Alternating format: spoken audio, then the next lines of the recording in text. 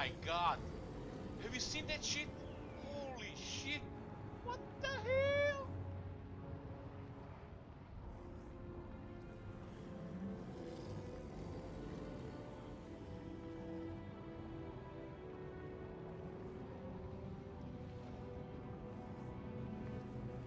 Oh my god. Have you seen that shit? Holy shit. What the hell?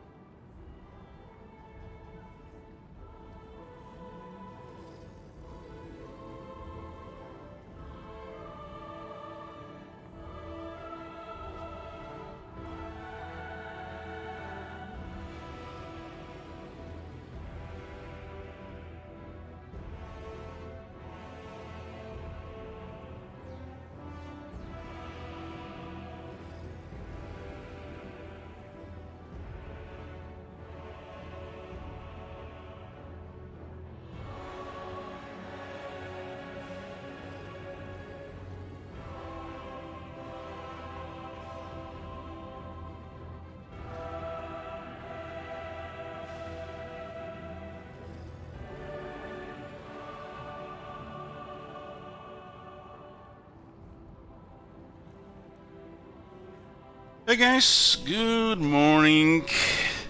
We're here with Beastman today. Before we go into that, just want to mention the stream is gonna be same as yesterday. Short stream, the first part, raid in the middle, and then a follow-up during the night. You can also see in the title, there's gonna be a long Warhammer 2 stream tomorrow, where we're gonna be starting the Lizardman new lord. Got a raid with on the second guild today with the Hunter. They started a little bit earlier, so it's gonna end up earlier as well. Yahoo! Thank you, Niana. Thank you, Dictator. Thank you, Deadpool. Yeah, Laserman Kekwi. Yeah, you go for it. So, the Beastman were another faction. They got to rework this update, not just the dwarves. This is a faction that was pretty much the first campaign pack of the list in the game back in Warhammer 1, and was badly aged. So let's see what they've done with them. So the first thing you can see here, then the Kazakh no longer leads the Beastmen as a whole. Now we have the Warherd or the One Eye. So the Beastmen have now their own factions under the Beastmen Warherds. Yahoo! Thank you, Toby. So, what does it say here? Herdstones and the Blood Grounds. Raise Herdstones and settlements to create Blood Grounds to ravage, thus enhancing your warhead in the name of the Dark Gods. So this is new. Dread, that's new as well. Winning battles and completing objectives earns Dread to spend on expanding unit and hero capacities, recruiting legendary lords or other upgrades. Then aggressive unit roster with a variety of fast-moving beasts and monsters. With 4 new factions, 4 new campaigns, no, that's not how it works, really. If you guys want to see any of these factions, you know, to start with, you get a Man of the Month, you get a channel point to redeem. You can actually even redeem a Man of the Month. The Man of the Month's support program is gonna be back with Warhammer 3, so you can get even more Man of the Months if you have a wallet. So that's how you get these campaigns out. I have no plans of playing any of these this year or probably next year. People have been teasing me about starting too many Beastman campaigns. I have plans for other stuff. Anyways, let's see what they've done with the Warhead of the One Eye. So now it says faction effect. This faction used to be regarding Bestigors, so some stuff for Bestigors, specifically for Kazrak and his faction. Some raiding buff. It looks like he starts now with 2 Bestigor Warherds, so that's nice. Dread cost minus 20% for all unit capacity upgrades, so we're not sure what this is yet, we're gonna have to see in the game. As a higher ambush success chance plus 20% for all armies. Damn, that's a strong faction effect, if they haven't changed the stalking stance. Evasion chance when using the beast space plus 20% all characters, so this is actually a solid faction effect compared to what he had before. His lord effects reduce basal rage penalties and detection chance when in hidden encampment stands. So even further, this hidden encampment was the highest chance to hidden of all the hidden options. So gets Vanguard for deployment for the Razagor chariot units, Vanguard deployment for Bestigor units. And all Ungers get poison in his army. I guess early game a little bit more room there, but you start with 2 Bestigors, that's your early game, right? This seems like extra. The chariots did get buffed. Overall, the chariots of the Beastman should take a little bit less damage, easier to get out now because of the change with the middle of the part of the chariot hitbox being too large.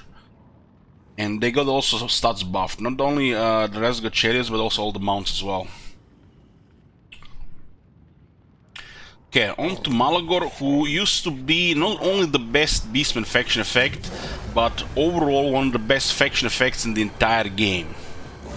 It was just everything the faction needed and more, which made the other 2 lords a very weak option. Other than a different starting location, you know, Malagor was the way to go, because you can get the other guys. So now Malagor's faction is called the Harbinger of Disaster. I like that. Harbinger of Disaster. So it's basically after him, not even Harbingers. So 50% cheaper dread cost for all hero capacity upgrades. Still has 10% campaign movement range. The Beastman had some of the weakest movement range in the game. So this was really nice. He recruit rank +5 for Brave Shamans, Great Brave Shamans, all provinces. It used to be capacity for the growth, but this could also been on his skill, so they removed this because they changed how it works. Capacity was a problem before, one of the best things the Malagor did. Lord effects, movement range +30% when using Beast Pet, so he has extra movement when using a Beast Pet. It's not as good as March distance, but it's safer. It's overall better than March. Okay.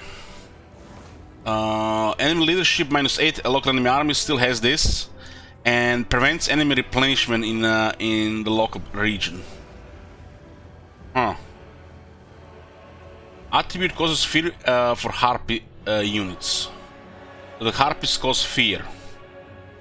Harpies are actually a fun unit to use with the Beastman because of the sieges and you know the flying stuff. Yoo-hoo! So, moving on to Morgur. Morgur now leads the war herd of the Shadow Gave. Yeah. Faction effects, unit capacity +4 for Chaos Spawn. So there's a capacity now for the Beastmen, similar the thing that the Tomb Kings have. I like them expanding on this mechanic. Chaos replenishment +8% for all armies. Chaos corruption +3 for all characters. Or building construction costs -7% all armies. I wish these 2 were way higher. This should probably be Chaos Corruption much higher per character because it's not that good. And the replenishment is like, just doubles the base. I mean, not great, not terrible. We have to see, you know, how it ties with everything else as a faction effect. His load effect says raiding stance is upgraded to the spoiler raiding stance, which spreads corruption and attrition. Okay, hopefully it's not just, you know, absolutely, you know, kicked in the water by difficulty. Passive ability, Aura of Violent Transmutation. Did they fix his ability? Because multiplayer destroyed that. He used to be one of the toughest lords in the game, but it got ruined by multiplayer. We'll see. Magic resistance, extra 20% for his whole army. It does have a high natural missile resistance and physical resistance. They might have modified this when adding this as well. Immune to utter Lorn and Vacant Forest attrition for his army. Morg will always remain wounded for no more than 1 turn, and he has also extra 5 corruption. So his character is automatically 8 extra corruption. If Chaos Corruption was something, this would be something, but it's hard to say what they did with it. We haven't seen the new stuff yet. I'm not really holding my breath for them to actually make Chaos Corruption a threat, which is supposed to be the most dangerous thing about the Chaos until Warhammer 3. Yoo-hoo! Thank you 54. Oh. Twitch has actually, guys, not cold fixed, but hot fixed the issue with the roles. They've been in contact with me, telling me they've tried everything, and then they put it to their devs guys, and they patched it like 2 days later. That's how you fix shit.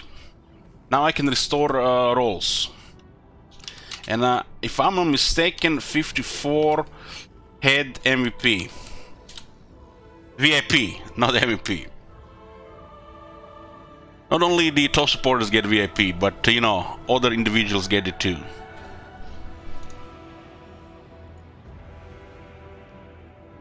So, Resgor Herd, Sending Access, and Chaos Spawn. It's actually cool he has Sending Access. Yoo-hoo! And we got a new guy. Holy shit, look at him. That is fucking badass. What the fuck? What the shit? Look at this. Almost makes me wanna go install Diablo 3 and go Virulent Barbarian. Diablo 3, right? Diablo 2 is coming later this year. Which I think is coming in 2 months. God damn. This is the new Beastman Lord and also the new faction, the Slaughterhorn tribe. I like it. I like it. This is the one we're gonna be starting today and checking all the Beastman changes. So let's see what's going on here. So he called Taurox the Brass Bull. Taurox the Brass Bull. Faction effect, Rampage. Maintaining momentum from successive battle victories earns Taurox rewards and bonuses. This puts a smile on my face just reading this text. But when you look at him, you know, you can, you know, imagine. We've seen a little bit this in the CA reveal, but, you know, there's that. I haven't put anything really to explain it, how it works. I guess you have to play it yourself. Dread costs minus 25% for increasing capacity of Minotaurs, Minotaur shields, and Minotaur's great weapons. So, Minotaur faction, huh? And Lord effects. Taurox leaves River of Blood effects in regions after winning battles. Stacks up to 3 times. Damn, this guy really wants to kill people, huh? I'm not sure why he called the Brass Bull, but he looks almost like he's made out of brass. And what's the story with him? It does feel like, you know, it's like metal-like. You've seen some of this skin breaking there under the neck. Looks like a demon engine almost. It's supposed to be nigh unstoppable, but have some kind of weakness, I think. His skin was made into brass because he was good at killing people by chaos gods. Hey, Matt. Yoo-hoo. He was bladed with brass skin by chaos. So this is one of the chaos boons.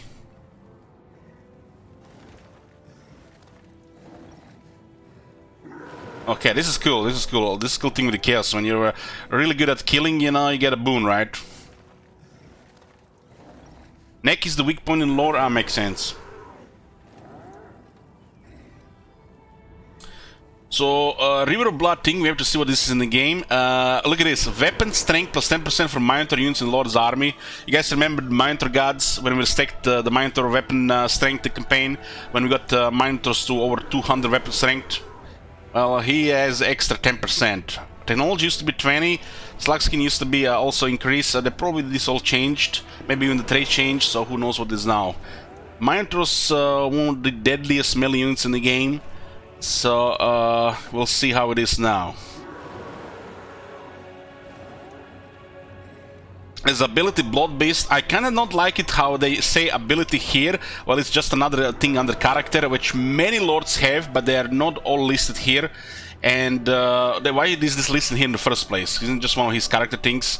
Why they don't list this guy's ability that he is cooldowning runes faster? So it's kind of pointless that they list some of these things and not all. Better not list anything. And even if it's listed here, why can't you just mouse over it to read what it is? Because you can mouse over here and it will open, you know, information about the unit. So we'll see this Blood Beast ability when we look at him. So this is one of the new units, Gorgon. I seen this thing on Tabletop Battle, and that thing looked badass. It did get killed pretty fast, but it looked badass. 11,000 health, 50 armor, 64 speed. Giants, what giants? Is anti-large, it still has very high damage, not so high as giant. Has less attack than giant, but 64 speed. Who cares about more damage and more attack if you have all the solid damage and 64 speed? This thing, the moment I saw it, reminded me of a Necrosphinx. So it might be the Necrosphinx version of for Beastman. It is fast and 50 armor. Siege Attacker, Terror, Woodsman, Blood Greed.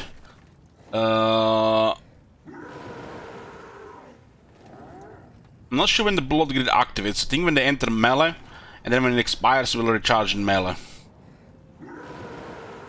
Was one of these abilities activate that it's when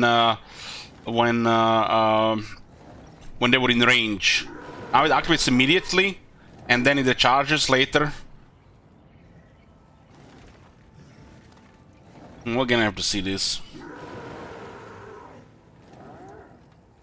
So the start of battle, they get this activated immediately. 5 extra attack, puts it at 62, very nice. It's interesting, this thing doesn't have a frenzy.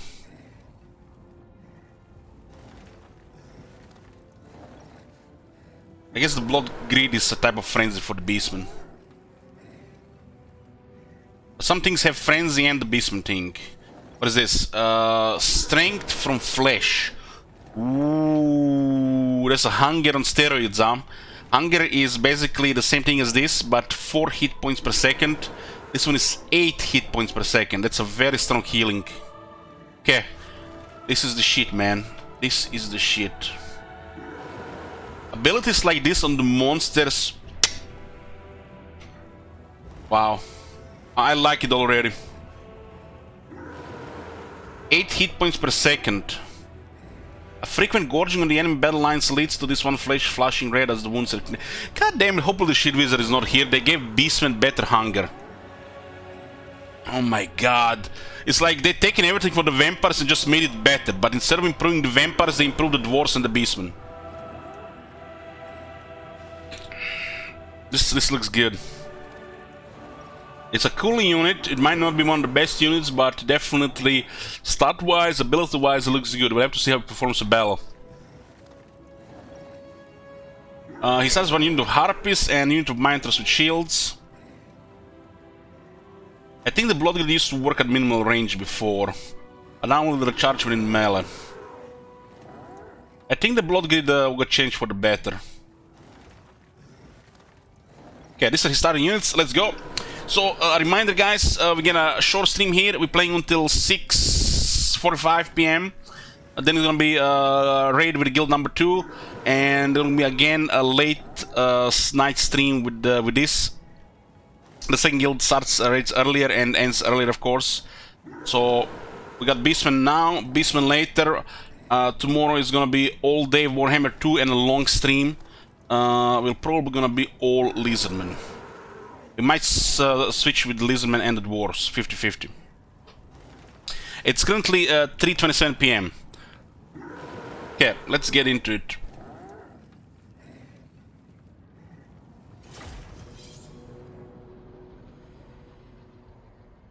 Well, YouTube gets VODs 1 day later. It's a Twitch thing.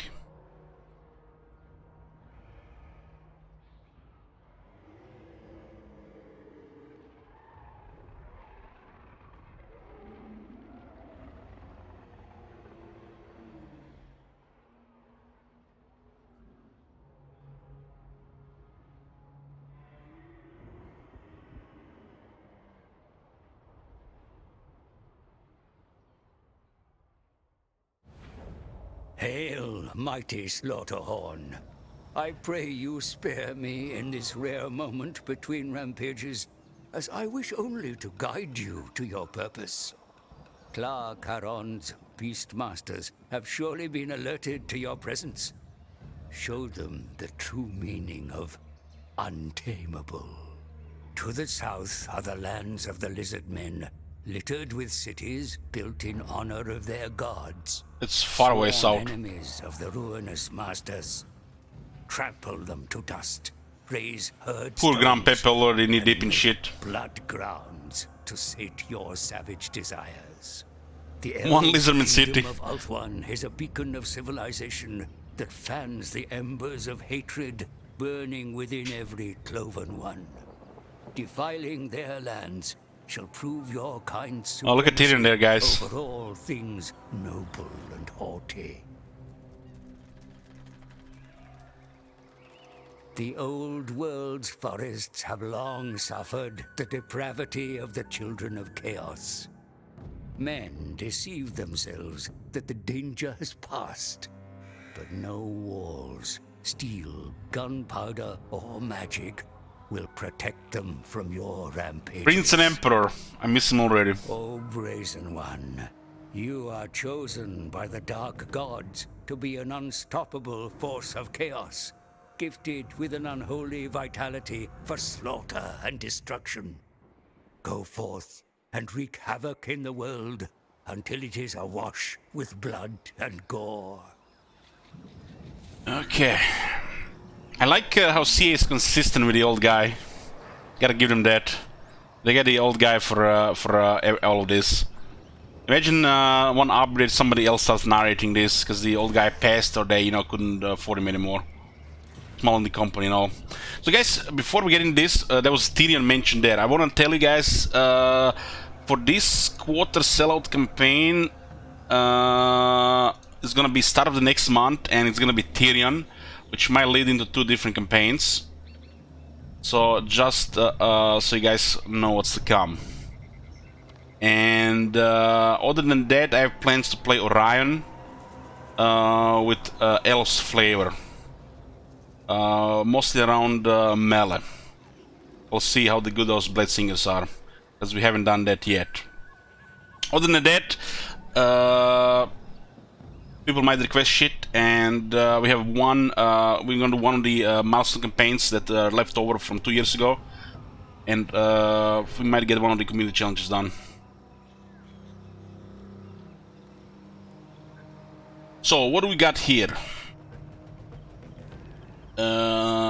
Rampage. As Staurox wins battles, he earns rampage marks, which fill up his rampage bar. Fighting more battles per turn keeps his momentum up and fills the rampage bar more quickly. Passing through thresholds offering choice of rewards from which one can be chosen. Rampage marks continually accumulate until the rampage bar is filled and the final gifts are claimed, upon which a new rampage begins. But if momentum ever reaches 0 or bar empties, momentum is lost. What upon which a new momentum? But if momentum ever reaches 0, the bar empties. Okay. I kind of get lost in these sentences when they put icons in it as well. So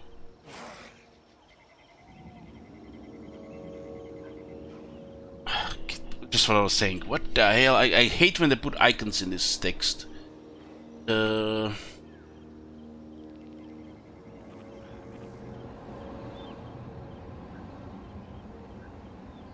But if momentum ever reaches 0, the bar empties. Okay, there we were. Momentum is lost naturally every turn from defeats and retreating from battle. Okay, so what is else? Taurox also leaves stackable River of Blood regional effects wherever he wins battles, which increase leadership for chaos races and decrease it for all others, while also sparing chaos corruption. River of Blood.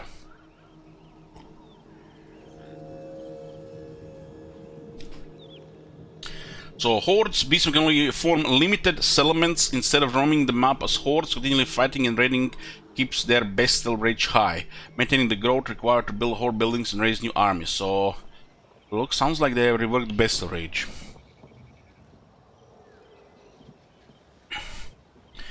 Blood grounds are created wherever the Beastmen raise Herdstones in settlements they have conquered. Once created, a Herdstone region and others adjacent to it become a part of Blood ground. Settlements raised within blood grounds provide devastation, which is converted to marks of ruination by performing rituals of ruin. In turn, this enables the Beastman to progress through ruination levels to advance their campaign. So look like it is a bold text how they play compared to anything else before. Selecting any settlement will display the extent of the potential blood grounds if a Herdstone is built there. The number displayed above each settlement represents the potential marks of ruination gained after raising them and performing a ritual of ruin. And another new thing, Dread. Using Dread, Beastmen can invoke the Dark Gods to grant them upgrades to improve their faction. Dread can be acquired from raising settlements, completing missions, and by winning battles in which higher numbers of enemy casualties will earn more Dread. Access the rewards of Dread panel to purchase improvements such as increasing the capacity of specific units and heroes, upgrading new Herdstones and hordes, and even to summon other legend lords. That makes sense why they removed the hero capacity from the Malagor's faction effect, because you know this is now used for the hero capacity. There's the beast pets. Beast pets may make use of the beast pets to navigate across otherwise impassable terrain. It's kind of like the underwear, right? Okay, click. Rewards of Dread panel is accessed via the button in the right of the main campaign menu. It's strange. It's actually darkens the screen and shows this. In return for the dread caused by your destruction, the Dark Gods offer myriad gifts. The means to improve your armies, recruit better champions, find new gear, or even augment your Herdstones. The way they did this is almost... may fear surround you. The way they did this almost like they're like telling you like nobody even played Beastman before. It's like player base in Beastman it's like 0-0. So they actually looks like almost they like give you a forced kind of tutorial for the new stuff. There are 4 types of rewards of Dread. These rewards can be viewed and purchased via their respective tabs. A burgeoning war herd can only attract a limited number and stature of individuals. Yep. But that can be changed as the tribe progresses. Some will not be available unless you have the correct horde buildings or attained sufficient marks of ruination. In the Units tab, various units can have their factional recruitment capacities increased. Some units are grouped together so that when purchased, the capacities of all units in the group are increased. Units can be recruited up to the purchase capacity by any horde in the faction, as long as the horde contains the correct buildings to recruit them. I really love this shit. Increasing the capacities of units costs Dread and are purchased via the button below each unit group or unit. Each time you use Dread to expand the capacity of a unit group or unit, the cost of expanding capacity further increases with subsequent purchases. To increase the capacity of a unit group or unit, you must first gain enough marks of ruination. So this icon here to reach the required ruination level. The number of marks of ruination collected and the units unlocked at various ruination marks can be tracked via the tooltips on the bar in the top left of the panel. So you got both Dread and this mark, so you can just unlock all the top units. So you have to progress with this first now. To the top right of the panel, you can view your total Dread and favor. In the Lords and Heroes tab, you can increase your capacity and gain the services of all the Legend Lords of the Beastman. Your exploits in Man, I do like this interface. Can be used to gain the servitude of savage horde leaders and ruthless champions. Yeah, I do like this this Rewards of Dread interface. Having all the Legend Lords that join your faction costs Dread. If inactive when purchased, they are added to your Lord recruitment pool. So with Dread we can get the other guys. Increasing the recruitment capacity of heroes allows them to be recruited up to the purchase capacity by any horde in the faction, as long as the horde contains the correct buildings to recruit them. I mean, I already see it, you know, why the Lizardmen get dick. I can already see it. They just got a new lord, they ran on the budget after the Beastman Dwarves.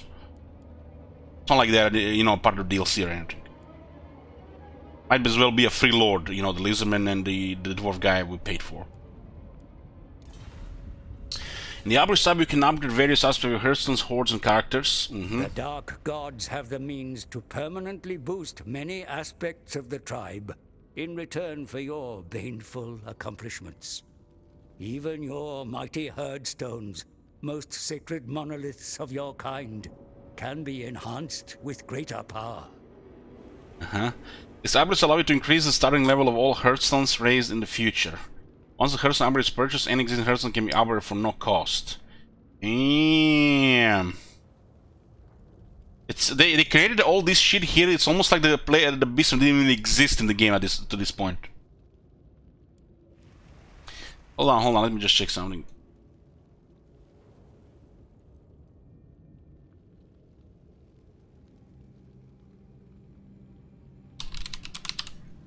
Still $18.99, huh? Okay.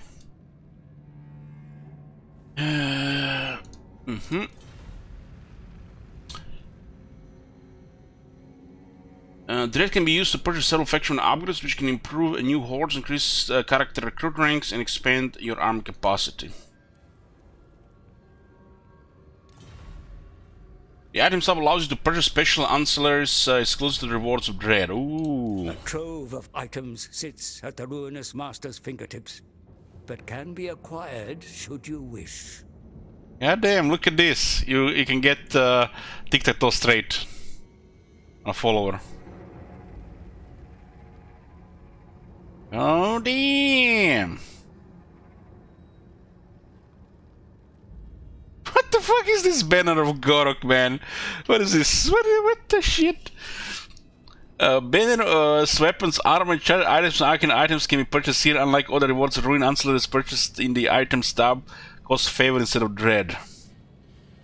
These items are exclusive to the rewards of dread panel, and multiples of the items may be purchased.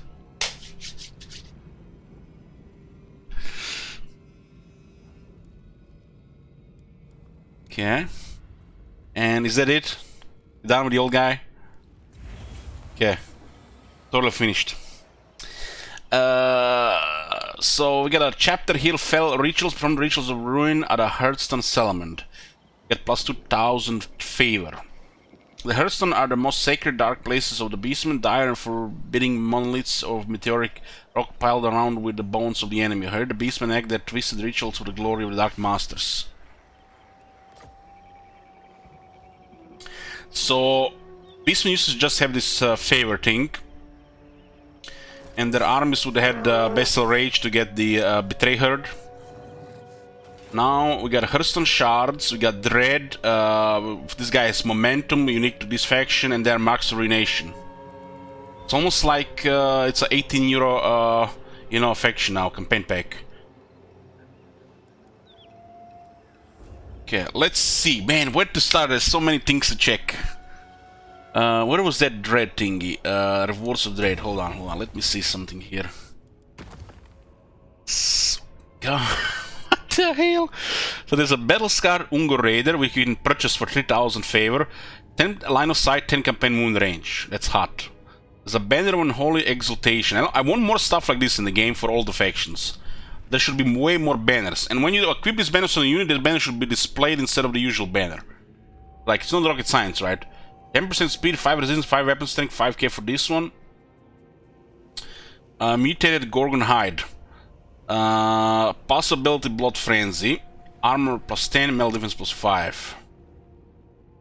Herdstone Amulet plus 20%.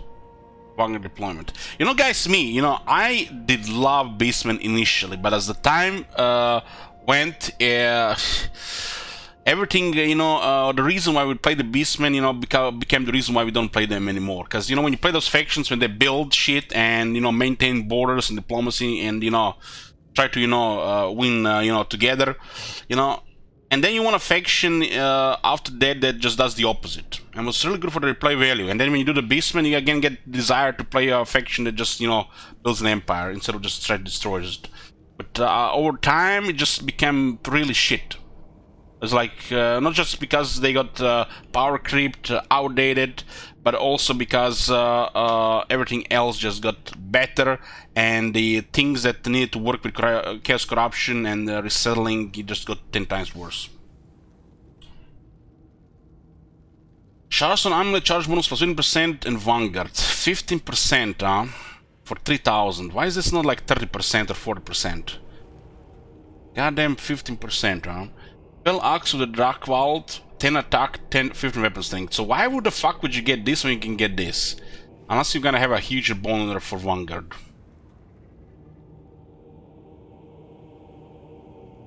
This is actually an item. This is a looks like talisman. This is a weapon. This is a really battle design item because 50% charge for a single entity. Who cares? It's like the worst stats. Banner of Gorok. Armor minus 30 for the assigned Minotaurs units. Melee attack plus 40 for the assigned Minotaur units, and weapons plus 30% for assigned Minotaur units. Get the fuck out of here! Get the fuck out of here! What the shit? What the fuck? This is one of the deadliest melee units in the game. And what the 30 armor, they're gonna take more damage, but there's a detachment around with the regeneration. Holy fuck. And you can put a Banner of Gorok, and then you can put the Mantle of Gorok spell on top of it. But you get like a 400 weapon strength Minotaurs. It's like 16 heroes in a unit with full gear. Banner of Madness. Passive ability Banner of Madness, and doesn't tell you what it does. Mouse over nothing. Have you seen that shit? Holy shit. I wonder. What the hell? So, what are these abilities? We purchased them for 10,000, but it doesn't tell us. Where's the tooltip?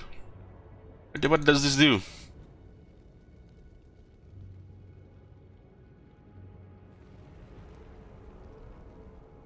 Does this? Or this is extra?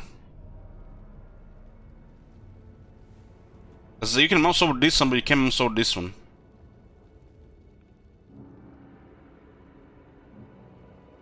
$10,000. I'm thinking this would be extra and this would be something else.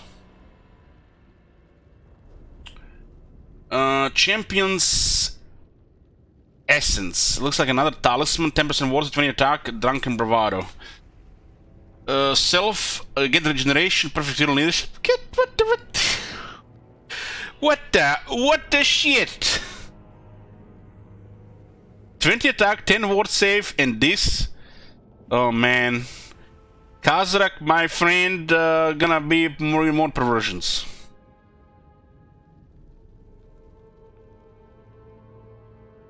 Wow. 10k? Okay, it costs 10k, right? Finally we can spend favor on something. Maybe they modified how fast you can favor. It's not like before, because, you know, there is other stuff now. Blind Eye of Seeing. With the magic power reserve plus 20. Oh, thank god. There's a Savage Dominion bounce spell and a starting amount. Who cares? Gambling on starting amount. Whether we playing multiplayer. Cloak of Unreality. Attack and speed debuff around.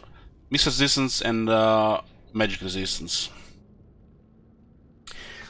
So if you want to get a little bit tankier, a little bit reduced damage, you want to kill them faster.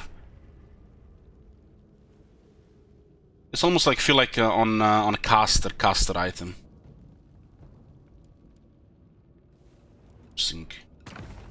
So what does this say here? You have not satisfied the dread or urination level requirements to increase this unit's current capacity. Marks of urination. Urination level is a measure of the warhead's progress, increasing as marks of urination are collected. Once a Herdstone has been erected, raising settlements in the surrounding blood grounds will earn devastation, which can in turn be converted to marks of urination by way of ritual ruin. Higher the level of raised settlements, the more marks of urination earned from performing rituals.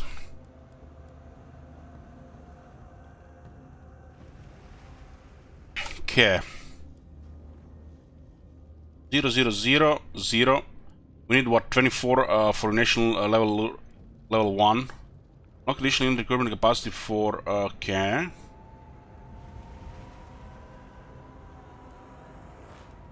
This has to go to 2. We are already at level 1.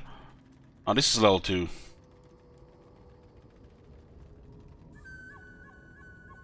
Just have to unlock them first.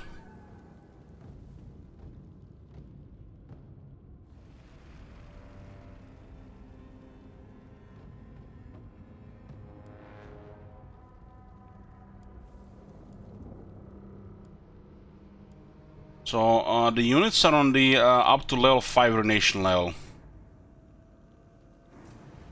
Man, remember when Beastman only hits Sigurd? Now they have these two as well.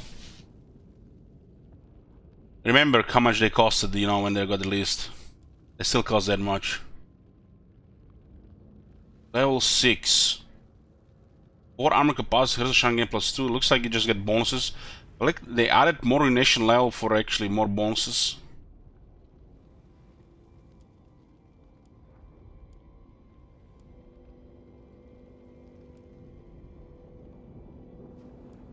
Unlocks the final battle. Immune to attrition all armies.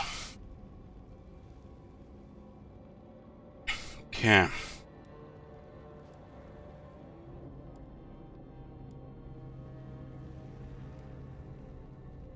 Giants are grouped with the Chaos Spawn. Vestigors looks like separate.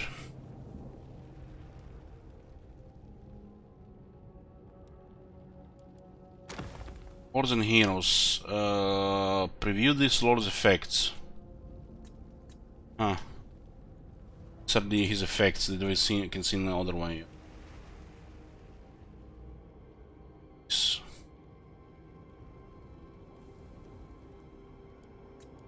That's how it should be on Morgor. 1200 down.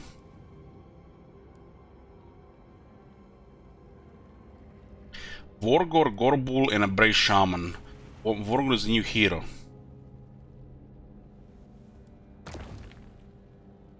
New Herdstone erected level 5. So you get dread for this. New Herdstone erected level. I do love when factions have the unique resource and actually have fun upgrades with this resource, and it actually makes you want to play the game to get more of this resource in progress to unlock more stuff. That's how you know start playing the game and it's 6 in the morning and you're still playing another turn. Reminds me of Heroes 3 times. And every faction has some cool shit. And not one faction is 3 years behind.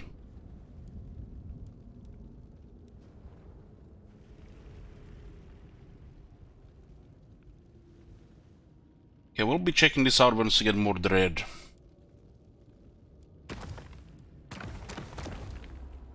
New Herdstones, I guess you start from this one. You can start from this one here and this one here on the top.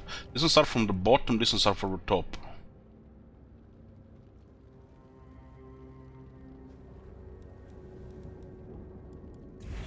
So what is this? Challenges of the Dark Gods. Advance your faction abilities by completing challenges offered by Dark Gods. Let's go see the Lord first. Oh man, he's a scary, scary voice. What the hell?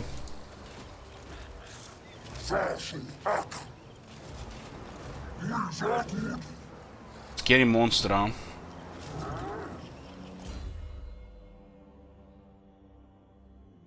The Blood Beast marches into war with his towering minotaurs in tow, the land left scarred and bleeding in his stampeding wake. Have we seen this thing here? Just need to see what this Blood Beast is. Blood Beast, it's here. It's an ability that creates an explosion. Fire damage goes armor with a single unit and burn. Hopefully the range is not as shit as the Grimgor one is. I hope they patch the Grimgor one, it has like no range.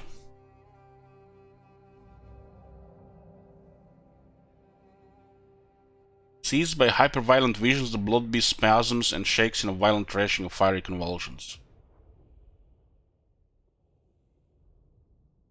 So there's explosion around him. And this is nothing new. Like Cetra was probably one of the first lords that had something like this that actually done damage.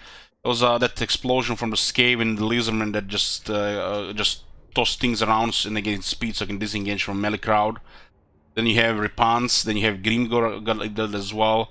But the Grimgor one is almost bugged. The range is so small it sometimes does nothing.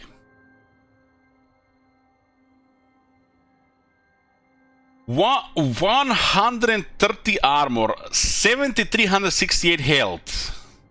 Wow. 8 leadership, 64 speed, has 53 attack with flaming attacks, 470. This looks like a Gorbul on steroids. Mega steroids. The Gorbul's stats, they do have overall high stats, but some of the stats, got a lot of work to get there. This one just starts with a mega Gorbul stats. Holy shit. 500 weapon strength. You think Taurox would do more damage than the White Dwarf or the Grimgor, considering his size? This is why they're always so worried about balancing shit because of multiplayer. You know, there's a big gap in health between these lords, but the damage is all very similar. This shit makes no sense. It's because of multiplayer existing. Like, just compare White Dwarf, compare Grimgor, compare Kolek, Durtu, and this lord. Just compare health and damage. The health difference and the damage difference. His damage seems kind of low on the base compared to the, you know, what would make sense and make right.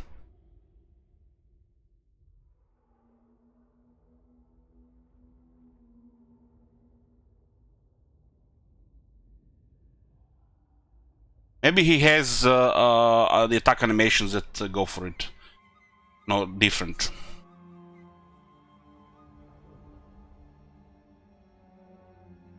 So got Fear, Siege Attacker, Missile is 15%, can hide. Yoo-hoo! Got Blood Greed, Slaughterhorn's Call. When he's in melee, gets 10 attack, puts him to 63. Amanda's Lord's bloodlust is infectious. His followers revel in murder and gore.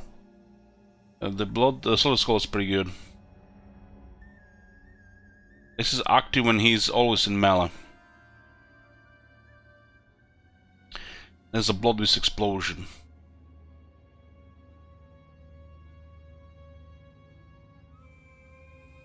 Very impressive base stats, but you know, we're starting to get a pattern here regarding the damage stuff on the characters, which make no sense to me. It's because of the multiplayer. It's the same reason why a lot of units have similar range.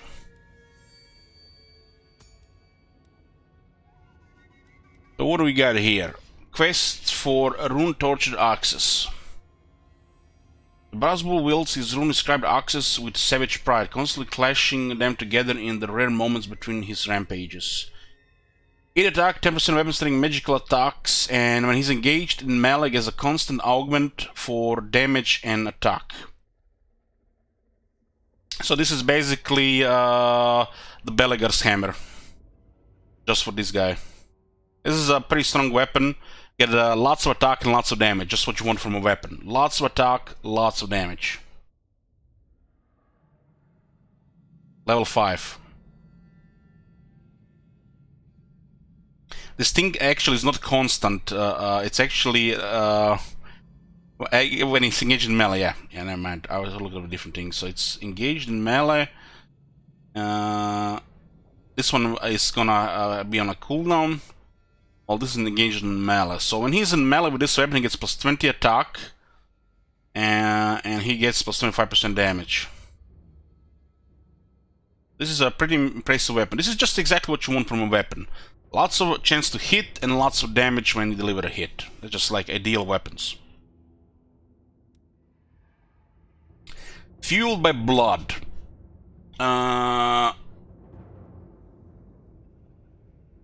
This used to just give the vigor reduction, right? Now we also give speed. And it says minus 25%. That's actually, I think that's better than before. 5% speed for all units in Lord's army. This is great. Voice of the Dark Law Gods. Oh no, he has 2 ranks in it.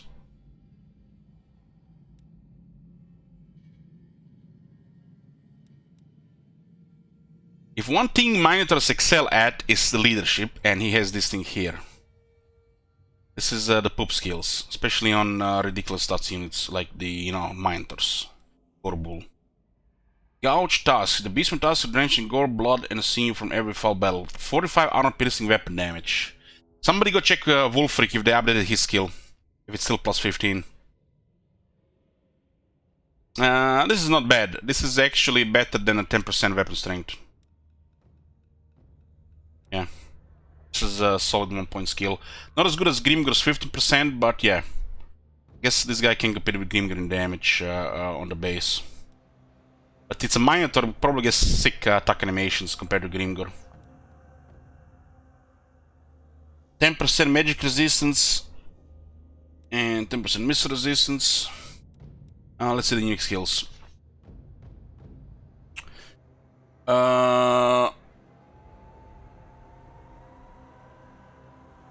Favored of the Skull Throne. One grants multitudinous gifts for the purposes of war, but Auroch's gift is perhaps the greatest of any one Beastman. Holy shit.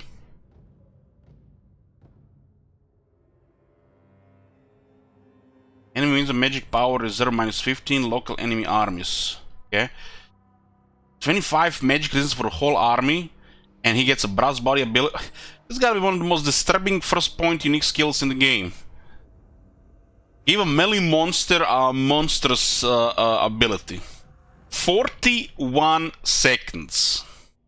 41 seconds. He gets 4% ward save and 24 melee defense. That is disgustingly good.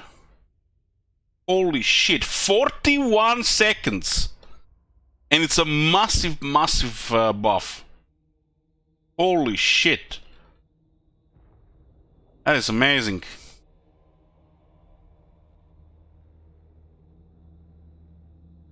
Oh, that's a proper chaos boon. You need a boon? Only 1000 favor. Holy shit.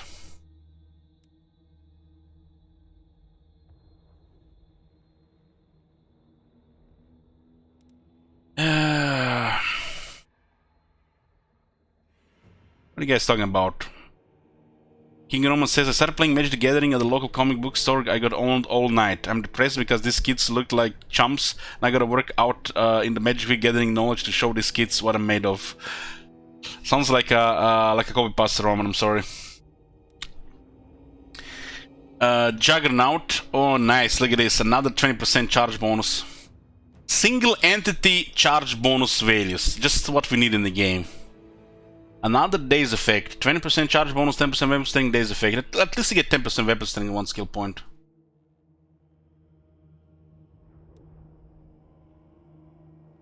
Drenched in blood. The Crimson Stream following the Blood Beast's hooves betokens his unflammable thirst for slaughter over drenching him in freshly spilled blood. So one thing I want to mention about this Daze effect, which says reduce speed and melee defense. I like actually this thing being in the game. If you get hit by something like this, you should not just not get any stagger or fly 30 yards into the air and not take any damage. You will get slowed, your hitbox will get pinned, and your attack. The next attack, boom. Few more attacks, you're dead. This is how I imagine this is actually a good thing. So basically, they covering some shitty animations and stagger effects and no knockback damage with this Daze effect. And we'll have to see how this works, but it sounds to be like ideal thing to give to stuff like Durtu, Polek, or Taurox. When they smash their hammer, that shit better not just be just there. Like Kolek is smashing down on the Faint Chantress, and it's just like smashing him back. Like, what the hell, physics and shit, man. You see the size of Kolek's hammer? When he gives it to her, she just gets smacked. Daze effects, that's like what we need of these big guys. And these Daze effects could be the difference, if someone is really massive, to actually show that he's actually massive and it's crushing stuff. Yoo-hoo! Drenched in blood. Based on rage plus one one's arm, get an additional stack of river blood regional effects and ring battles. Not like a filler skill. Oh, nice, 2 only. Titans of the Deep Forest. The impenetrable masses of ancient gnarled forests harbor even the most gargantuan horrors, lurking undetected until emerging to fill their maws.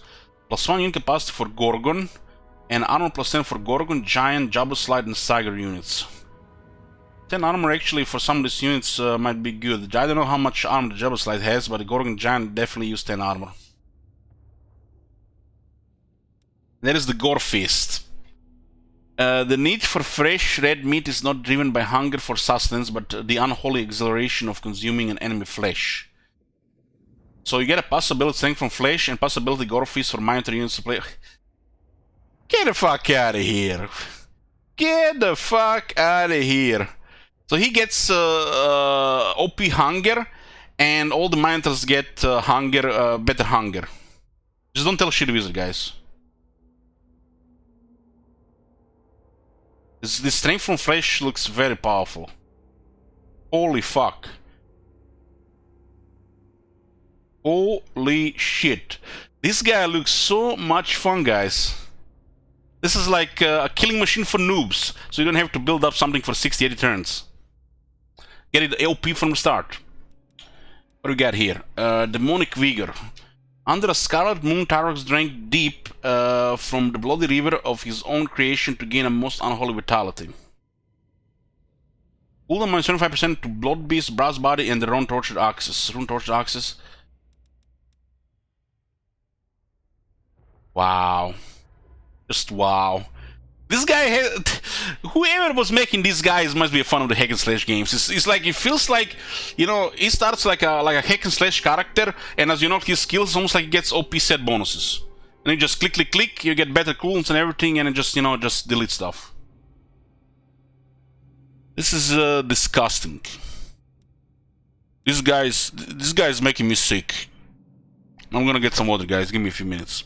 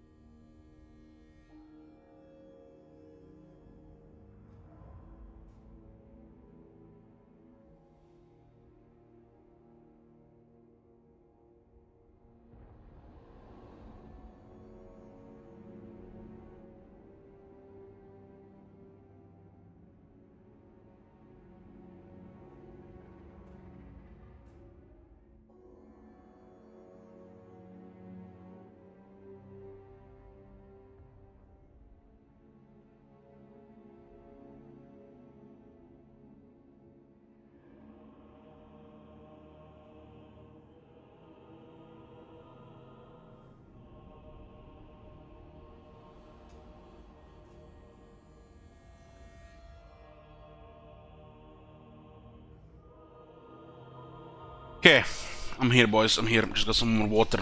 All this really makes me thirsty.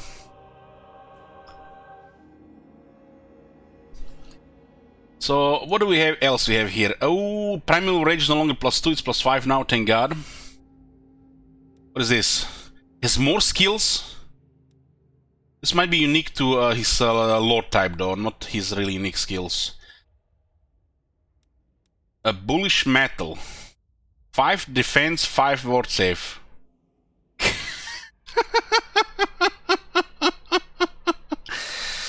Herd Lord, 5 defense or minor units in his army. Okay. Orgy of Slaughter, 5 attack and causes terror. And Blood Color, 5 attack for minor units. Guys, you know, when I see shit like this, it's like, I'm damaged. I'm damaged and I'm a little bit dead inside, guys, so you gotta forgive me. But, you know, one of my favorite factions, you know, the Empire, you know, General of the Empire, that's usually how I look like after a month after I shave myself. The General of the Empire and the Epter Captor, they get nothing. Nothing. There was a rework for them, no flavor, nothing. They've forgotten these lords exist. And I see shit like this and I'm like, isn't the Empire the most popular faction? Why did the Empire captains and lords, generals of the Empire get nothing? What the fuck? They haven't even fixed the bugs. This shit got released like a year and a half ago. What the shit? Must have been done by a C team. So this got buffed to 5 attack. I think it's to be +2 attack only. Have you seen that? Hey, hip crap. Holy shit. 30 charge, 15 armor, 12 defense, 12 attack. Bunk to flesh is still... Looks like the speed got changed in this one. 20% weapon strength. I think some of these things actually were extra strong with the Beastman. They might have finally remembered to fix them. God. Somebody check Kazrak and the second area of his character skills if they have the new values. Because he used to have the old values which were kind of OP. But the streamlining and the copy pasta across the board, you know, the blank and change, you know, they changed most of this stuff when they did the rework on the skills, the character skills and the battle skills. And they did forget it in the Kazrak. Not sure if they fixed it now. Look at this, guys. He has 80 leadership and he has a skill for another 12 leadership. Yeah, that makes sense. Okay, what do we have here? Take them here. 8 leadership, 8 defense. Okay, that's the usual stuff here. It's the same as one also for the infantry of the Vampire Coast. I mean, 8 leadership is kind of shit for the Bestigors, but what can you do? This 8 leadership should be something else. But it makes sense for the other ones. Leadership of the Rosh's host, speed, weapon strength, charge bonus. These are Centigors, Tuskgors, and Razagors. I mean, for the Centigors and the Tuskgors, this is good. This is the same as before. Ungor Raiders, Centigor, Strong Axe, and Cygor is the range skill. Okay. Abyssal Leash, attacking charge for the Chaos Warhound's Harpies. This is like probably the most perfect fitting skill for this type of units. Minotaur's attack and defense. Weren't the Hoofed Heavyweights also buffing Cygor before? Is it me or they just put Cygor here now?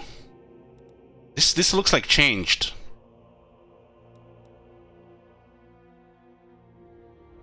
Cygor looks like it's more range now than melee, which he should be a more range. He should not be tough in melee. He does have a, you know, being a monster okay melee, but he should not be especially melee. So it looks like this got changed.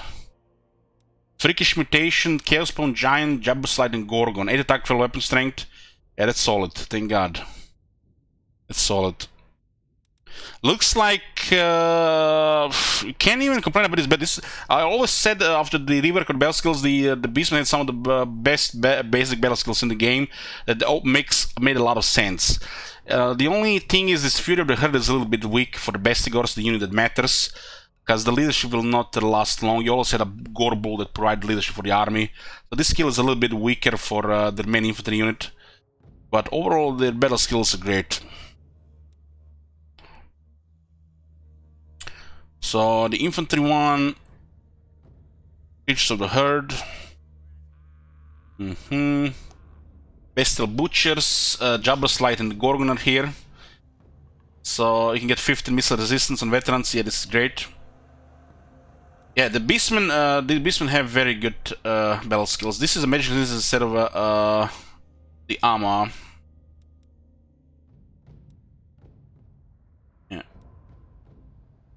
Can't really complain about the Beastman battle skills, except this one is, you know, a little bit off. Just because how the game works. Yeah, this is all good here. But campaign skill is to be the most important for the Beastman. Let's see if anything got changed here. The Blessed by Evil used to be upkeep reduction. Now is stealing an item and post-battle loot. So changes happening to Beastmen regarding how their unit's economy works. Looks like overall gonna nerf their campaign skills, but it does make sense. This is a still okay battle skill, because you need favor. There's some really OP stuff in the Dread tab. Not sure the rate of income for the favor is probably been adjusted as well. This starting area is some of the best in the game for the campaign skills still. But this doesn't tell much for the other factions. Still lightning strike here, corruption, magic item. Oh, this is nice, look at this. You can actually get 15% magic item drop chance from the passives. I guess this would be nice on like some random lord. Just get extra items. Because, you know, the Beastman seems to have some really random items that you would play so many campaigns with them and not see some of them unless you have actually very good item drop chance and several armies doing it. Or they might have just been bugged for a while.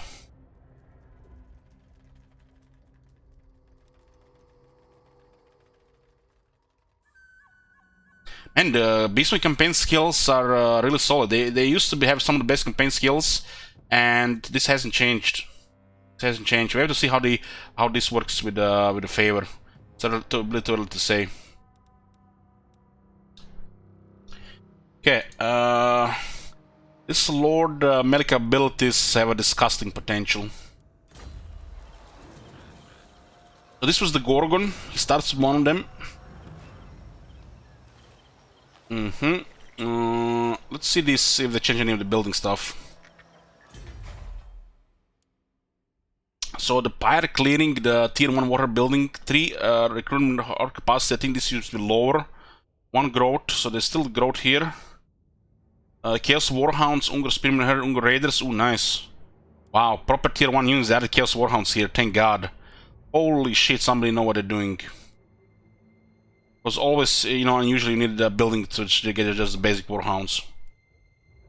This is actually a great change. So the corruption doesn't change anymore on the core building for some reason. The growth stays the same, so the capacity increases. Corruption changes on the tier 3. It's almost like corruption is OP now. +1, +1, +2. Core growth goes from 1, 1 to 1 all armies. 5 for the capacity.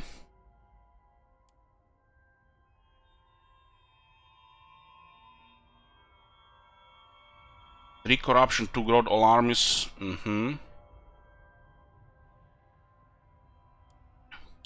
Clone ones, this is starting building for the Ungar Herd and the Ungar Spearman Herd shields. Doesn't actually say here. Let's see something here. We can recruit only 2 of each. Well, these units have no capacity, it's like Tomb King style. Nice. I would like to see this unit capacity implemented pretty much for most factions.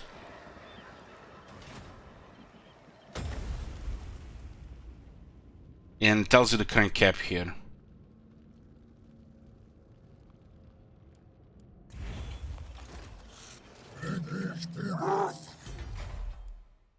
Okay.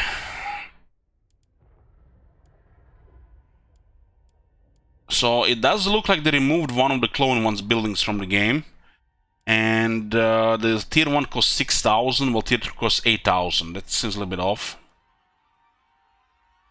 So one tier got removed from this, because this unit became tier 0. This used to be tier 2, tier 3, tier 4. This is a good change, but the cost seems a little bit high.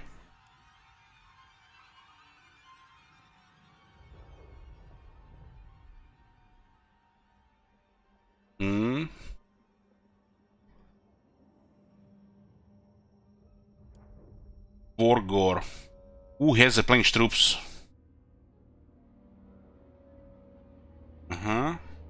Vorgors are feared and respected as brutal champions with no regard for any concerns of the tribe other than battle. Not sure how much relevant will the Plains troops be, because if the Dark Moon is still in the game with no penalties, there's a Plains available there. But again, you can pick some other options instead of that and just use this guy. Starts with Will of the Dark Gods, Leadership and Defense, constant effect. It's pretty good. And has a deadly onset immediately now. Can't really see his stats here, just his agent. This is their pretty much agent information right now. Harpies, Razgo Herd and Chaos Warhound Poison tier 2. Got Feral Manticore and Chaos Spawn tier 3.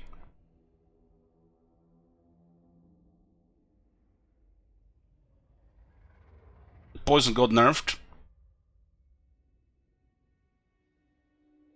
Used to be 20% damage and 24% speed. That's actually significant nerf to the poison. If somebody checked if Gore's poison got changed as well. His unique poison, which was extra slow. Jabber's Light, let's see this. Tier 5 monster. 9220 health. Can this thing fly? Or is this a ground unit? Not a flying monster, I guess it's a ground unit. Wings are just rudimentary. Let's see.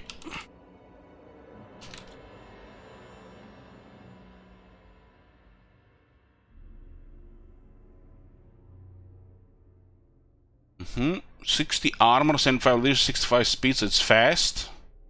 36 attack with poison and magical attacks.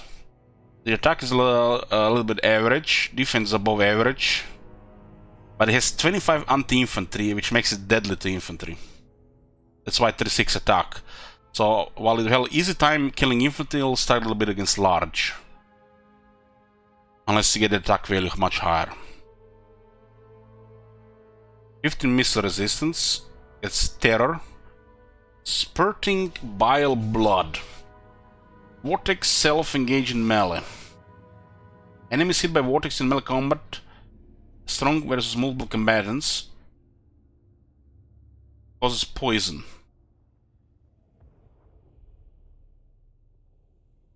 Doesn't actually see what kind of damage this does.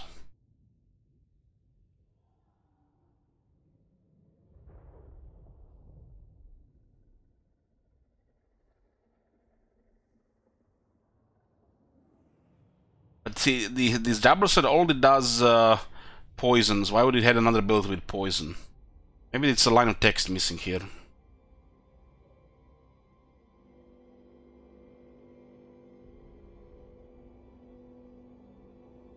It's like some kind of extra thing. Ooh, oh my god, what the hell? It's like now everybody has this shit. Those that look upon the Jabba slide for too long will suffer insanity, even causing injury to themselves in the desperation of escape. These are amazing abilities, but used to be unique to the vampires. Now pretty much everybody's getting it. Vampires have fallen into a pit of shit. We expected the vampires to be updated in this update, but we got dwarves update instead. Yeah, the 75 leadership is a little bit higher than some other monsters. Like Arachnarok Spider, for example.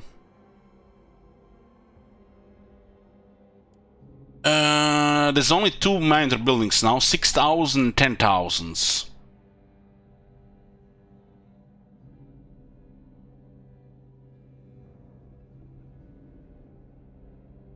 So they renamed the public order constant effect to spread fear now.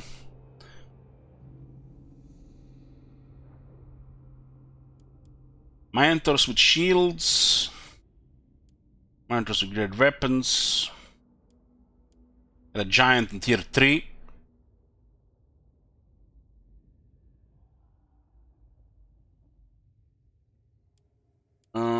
Gorgon's Lair unlocks Gorgon and a Cygor. Cygor lost some health.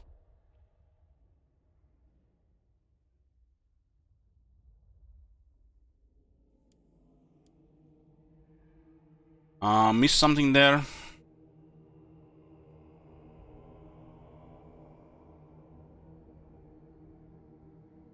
This, you know, I didn't want to say anything because it's a little bit, it's like, what does it mean leadership is higher than 50%? For who? For the Jabber slide or the units? I guess, you know, it works on the units. But if Jabber slide attacks while the units are engaged, this should be not a hard thing to activate.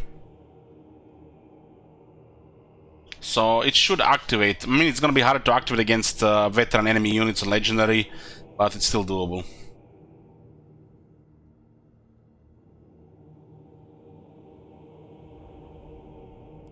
Target this enemy. Yeah,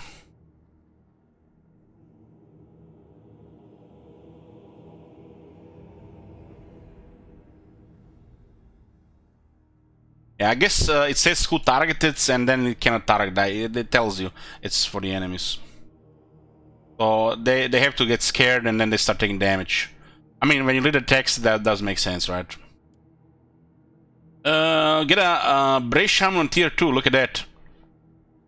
Wings of magic power is at +10. You get a magic building in the horde. You get more power, and you get a Brace Shaman. Nice. Tier 3 get more power, starting power, shadows during siege battles. Doesn't say what it is. Okay. What is this? Head on spikes. Dread gain +10 per turn. I like it.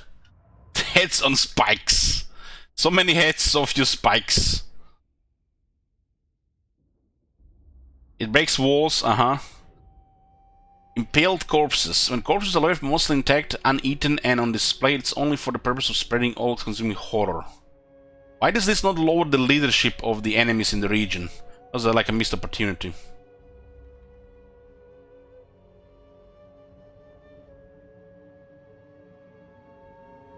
So it's only in battle with the assault.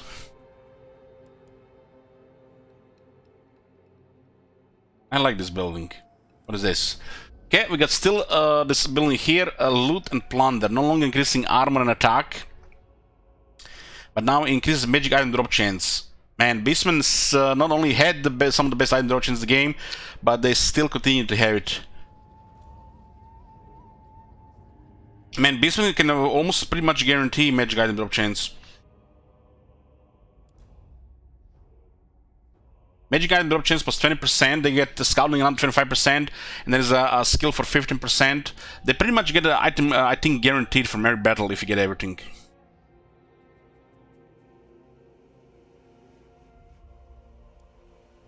Ruination, corruption, and vile entropy. More corruption, vile entropy, and build is all entropy. So we can't really see what these things do. So they still kept it simple with the buildings, and there's some interesting stuff now. The regarding recruitment, it looks much better now. Same for they did the same for the dwarves.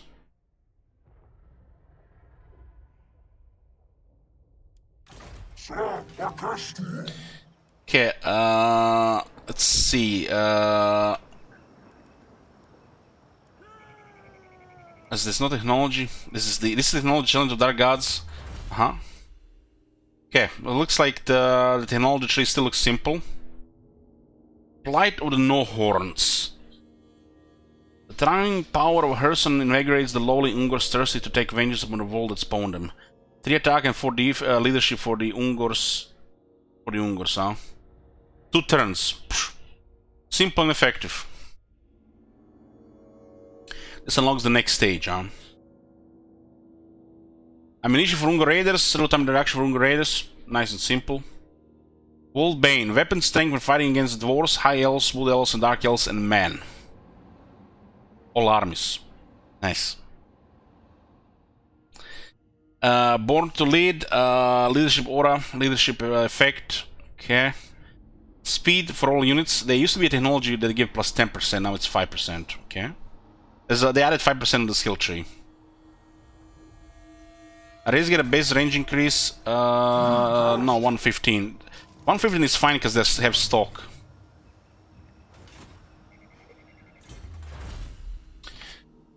So what is this? Create a Herdstone. So there's actually there is a criteria here for the unlocking these things. Okay, I like it. Win 5 ambush battles. Charge bonus for gore herds and centaurs, 10%. Oh my FS level. Yoo-hoo. Have you seen that shit? Holy shit. Plus 10 armor for gore herds and bestigor herds. But not for the Ungors. Ambush sections plus 10% all armies, nice. 5 attack and defense centaurs. Fear when ambushing for all armies. Emperor of Beasts, win 5 siege battles. So each one of them has a condition to unlock, but they have to be unlocked in order. So it gives you missile resistance during siege battles to all armies and lowers the enemy siege holdout time. Bestial resilience, 10% physical resistance for Chaos Warhounds, Harpies, Herd, and Manticore units. Wow, that's a nice technology. I like technologies like this. You know, especially if it's used on the units that are flavor units. Not just make the OP units more OP. Defense and anti-infantry for Asgard chariots, Asgard herds, and Tasgard chariots. Okay. Main cleavers. Wasn't main cleavers used to be like damage for the Minotaurs? Or something else? I think it was Skulkin got a larder, maybe. 10% remembering for Asgard herd units and armor piercing for Warhounds and Harpies. Damn. Who did this technology tree? Gaze of the Dark Gods. Possibility regeneration for Chaos Spawn and Jabba units. Damn. I was hoping Chaos Spawn would get regeneration. Was asking for that for the longest time, like 2016, 17. What was the year? 17. Chaos Spawn with regeneration. That's nice. Days of Rot. 10 armor for the Minotaurs. They help. 10 armor helps. Rampage, 10% damage for the Minotaurs, Cygros, Giants, and Gorgons. Okay. I used to be at 20% damage for the Minotaurs. All these units getting 10% makes more sense. Yoo-hoo! Missile resistance for Gorgon Giant units. No, no, what the hell? It's like, look at this. It's like, we remembered.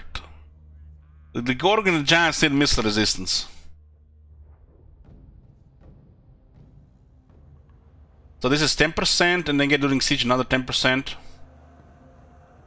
Ammunition for the Cygors and real-time reduction for the Cygors. Yep, just nice Cyger tech. Charge amounts for the Minotaurs and one deployment for the Minotaurs. Nice as well. It's not percentage, it's flat. And just nice and simple here. Nice and simple. Let's see what's down there. Horns of War. Possibility Guardian for Lords and Embedded Heroes. Okay, so all Lords and Heroes get a Guardian, so they protect each other. So you want to keep them close together in battle, if you can. The Strong Survive. Dread gain from battles for 20%. Messenger of the Bray. Hero action costs minus 50%, but with special it's going to be minus 90%. If you gain Morati, that's free actions. And this is just a very nice campaign agent technology. Primal Fury. It's a possibility Primal Fury upgraded. Huh?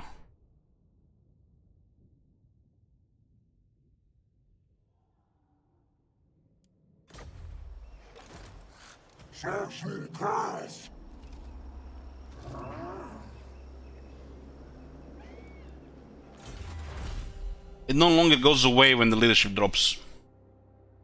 Okay. This is technology for campaign moon range, 10%. Always nice. Kadon Unleashed. Spell numbers used for pursuit transformation of Kadon. Spell number used +1 for Savage Dominion. So this is Manticore and Cyger summons. I wish they would last proper though. This was a opportunity where they could have actually go fix that shit that they deteriorate and die. They could have done it here instead of just giving more uses. They could have just made this that they no longer deteriorate, but they give you more uses instead. That's a shame.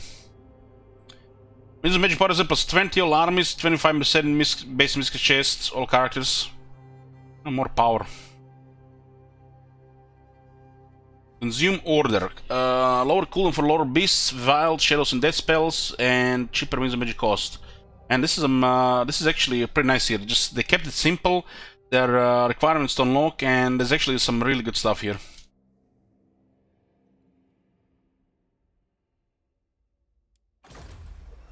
So this was the challenge of dark gods, which are basically technologies for the Beastman, Wars of Dread, diplomacy, objectives. Let's see here. Short campaign victory. At the start of your turn, have at least 500 marks of nation, win 100 battles, raise or conquer the following settlements: Nagaron, Witchwood, Hexoatl, and the full man. Okay, nice and simple. Nice and simple. It's like in the form of the other ones, so you don't have to start on the Empire side. Short campaign victory is nice and simple. 100 battles might seem a lot, but this guy has this momentum and rampage thing. We have to see how that works. He might be actually be able to spam battles in a single turn.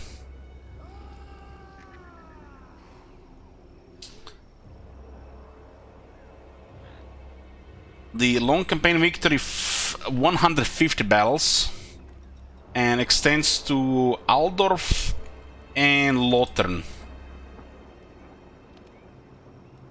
When you look at the short campaign and long campaign victory with this faction, it's like, why did they even make two? I just wish one day they just go back to drawing, you know, to the table and just, you know, rework the whole victory system in the game. You know, like make a short campaign victory which can be achieved in a few hours. Long campaign victory will take a couple of, you know, 2 or 3 days, and then a multi-tier domination victory, which can the first one be achieved in a few hours, and the last one will take full domination.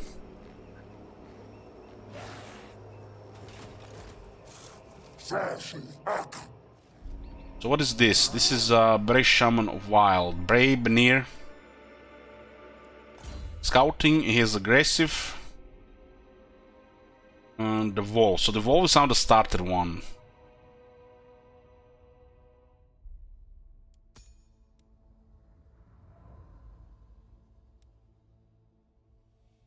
Basically, still restores vigor. Tazgor chariots are now a thing, huh? It's supposed to be lower than the Razgor chariots. These things also now have better stats on chariots because the chariots got buffed.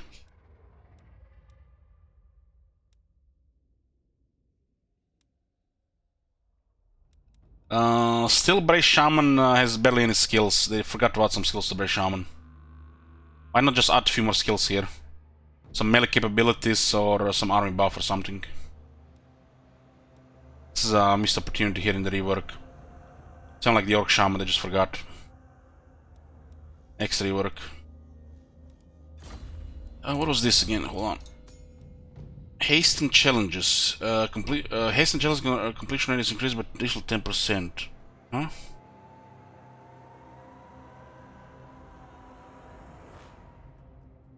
This used to be still technology, right?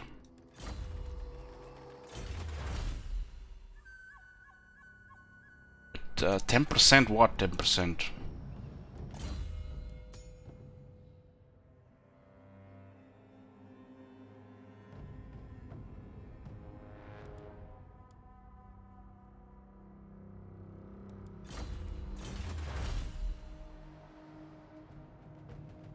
Hit a Herdstone. I guess you might get another. I mean, what is this? 2 turns, 2 turns, 2 turns. I mean, like what? 10%. 10% of 2. Okay. It goes up to 7 turns. Okay, but the follow-ups will take longer now. Okay, let's see what we got here. Slaughterhorn tribe. We are at war with broken chains. Broken chains. We got Dark Elves to the south. We got the Cut Cockroach here and Broken Chains. This is the faction that got out of here, the Greenskin faction, I think.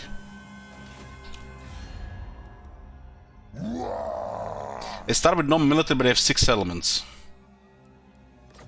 The chopper is in my hand. So. Yeah.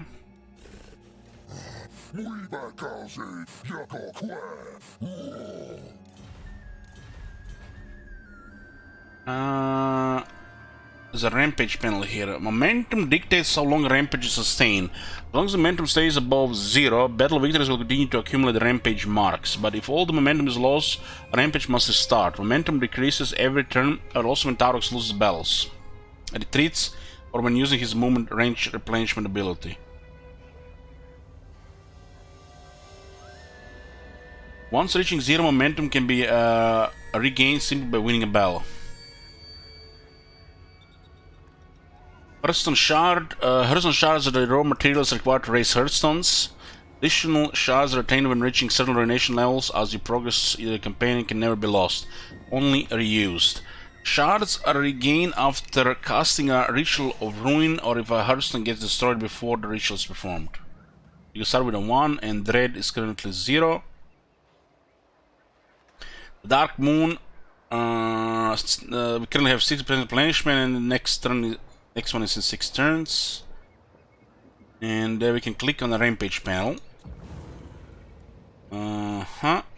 This is the bar.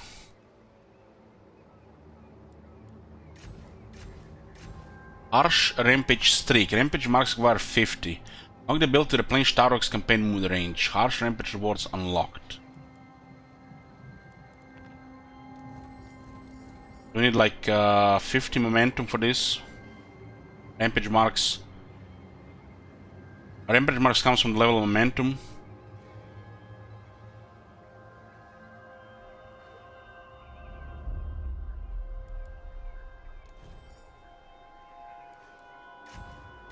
I guess these are the different levels of Rampage.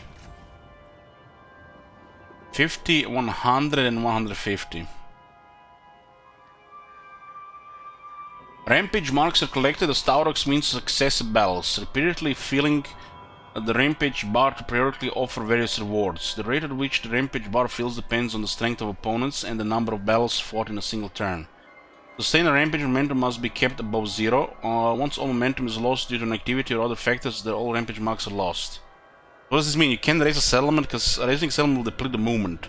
Like put it to 0. Maybe they added another option now after you attack the settlement.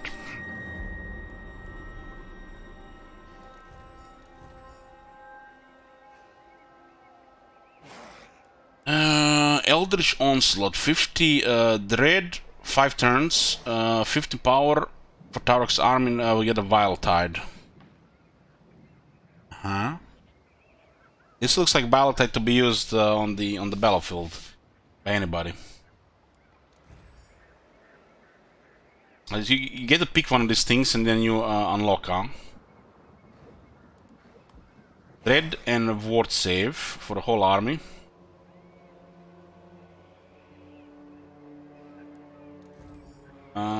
Blood Greed for the whole army. And there is the defense and leadership penalty for his region. For the enemies. The rewards from the Harsh Rampage. Can I guess unlock one of them? Depending on what you need. Savage Rampage requires 100 marks. 100 Dread, more income from raising settlements, cheaper construction costs for buildings. There's more Dread on the second option, 5 turns. Solar Eclipse Dark Moon event will trigger next turn. Oh, that actually could be very convenient. And momentum cost to replenish campaign damage -1. Oh. Where is this button to replenish this thing? See any button here? It's like the it's here. It's here. Cannot replenish campaign moon range until the Harsh Rampage is completed. We had something like this in the game before with Tic Tac, no joke, where he had a right would just refresh his movement and you can do the turn again. Which was sometimes like very nice. Basically play 2 turns in one.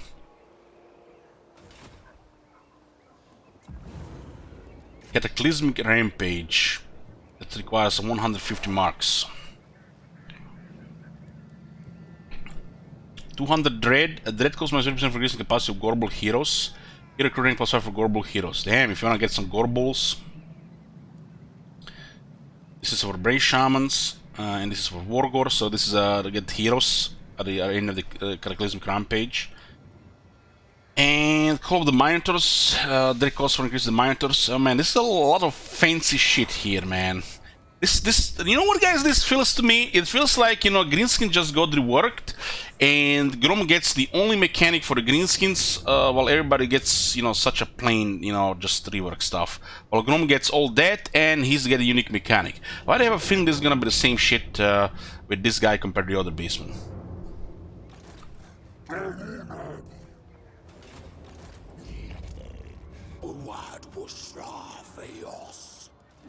So these units, they do take like a turn to recruit, or just add them to the army. You have to. It's not like regiments right now.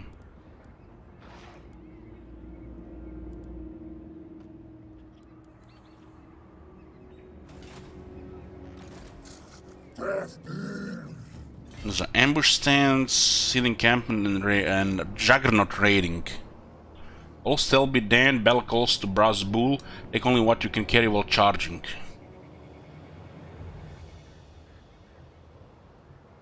Huh?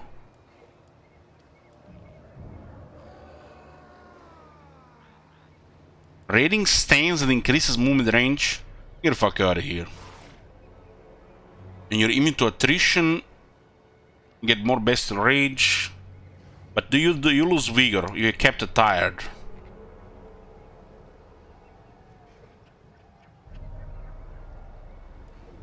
What the shit?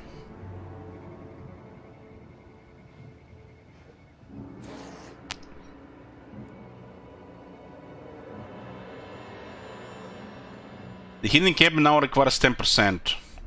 So there'll be some change to stunts as well.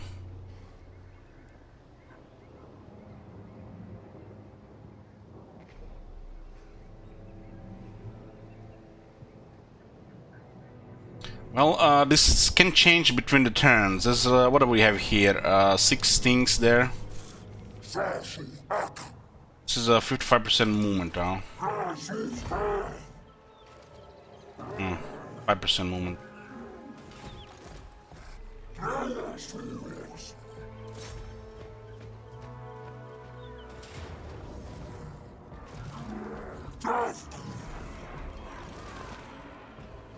So now goes to different movement, huh?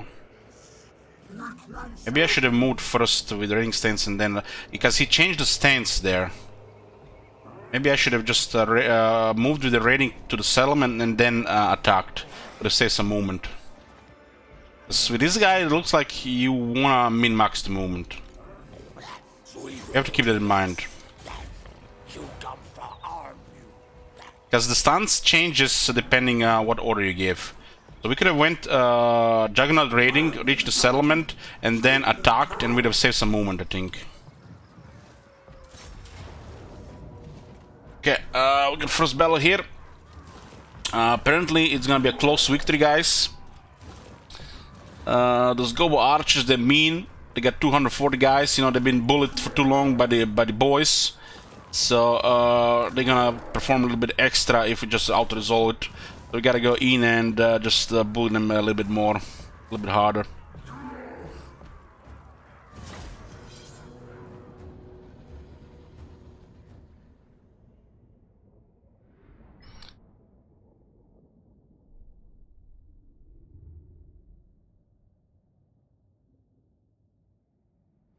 You're gonna lose. Oh man, it's gonna be the shortest Beastman campaign in history then. I mean, at least on this stream. Let's see. Man, he looks so badass. The model, man. This model probably got more work than the last 2 Lizardman updates.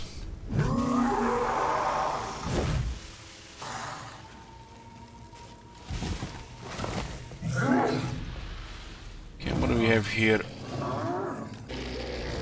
Ho ho ho!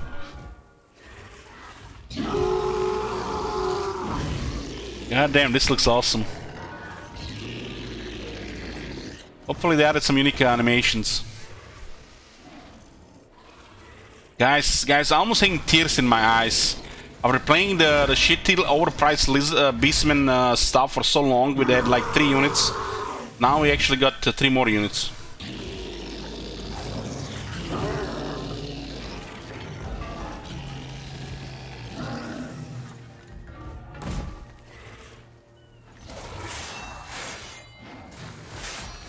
Damn!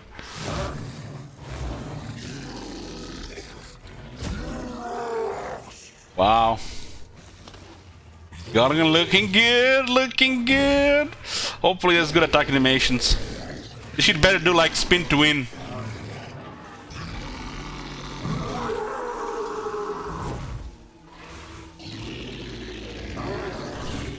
Okay.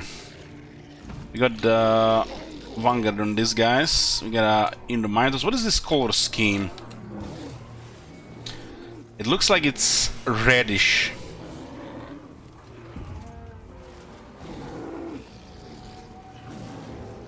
Maybe like black red.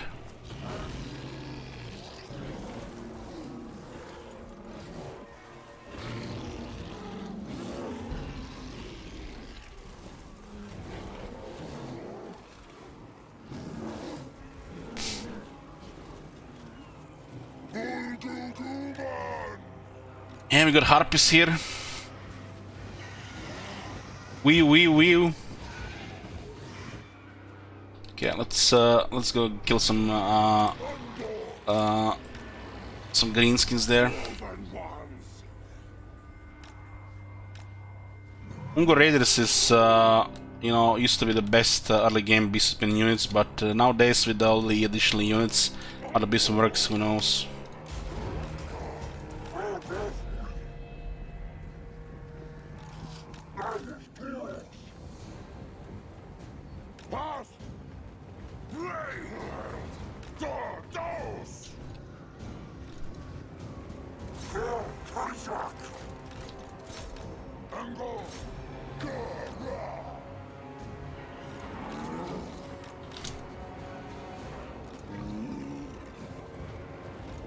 This one is moving at 64 speed, 64 speed.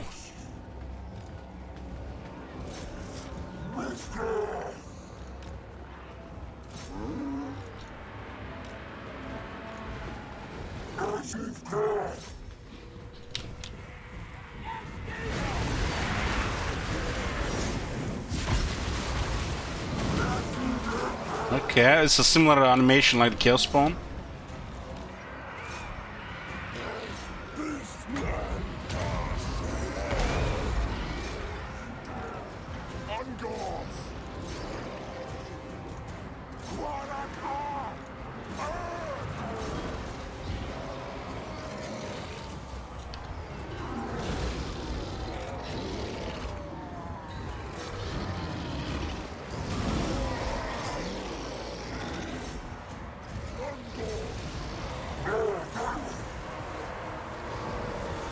This guy's not getting terrified. Look, it's not leadership, but not terrified. Let's have him in psychology or something. I'm a psychology from the WoW. Okay.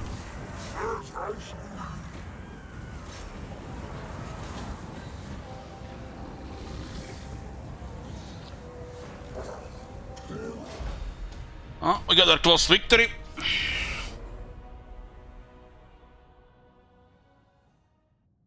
Those Gobas getting charged by the Minotaurs, it should be legal.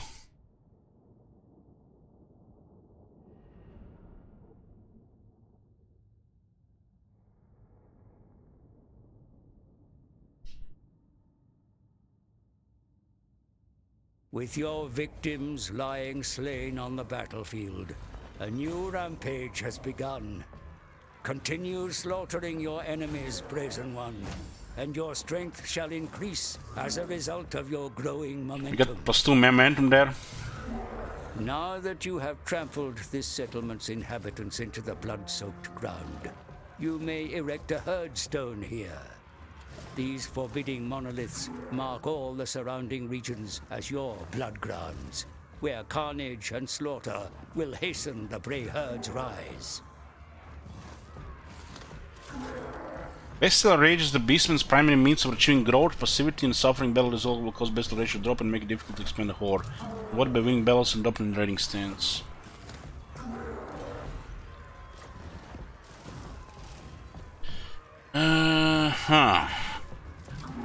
Raise and advance. Take only the Prize one pieces and advance forwards. The replenishment allows for a moderate amount of additional movement. Loot and raise, you get more money. We get a small amount of additional movement. Loot and raise. Okay, they change this. This is the Herdstone here. Raise a Herdstone here, making nearby regions a part of the blood ground. Herdstones require Herdstone shard resource to construct and cannot be constructed in existing blood grounds. Stora Core. Isn't this the part of the Dark Hell province to the south? It is. I'll just do this and see what it is.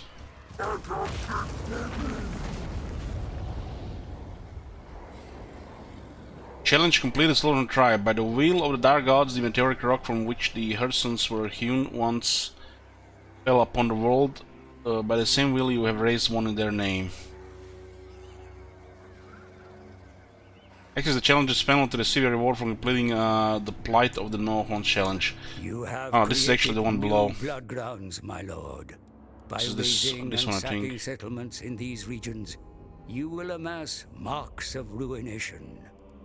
Once sufficient devastation has been caused, perform a Herdstone Ritual to receive the Dark God's rewards in return.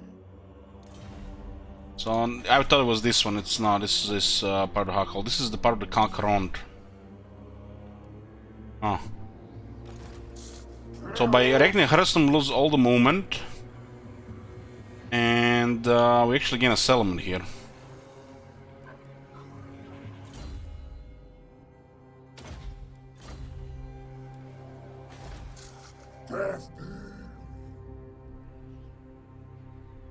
So the Blood Grounds is not province-wide, but instead it is actually in an area.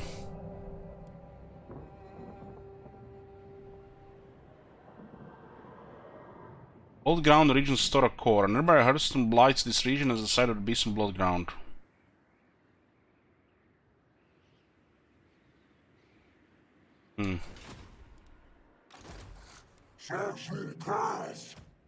Guy also got some sting here. We should get a Swelltide here and a Bestial Surge.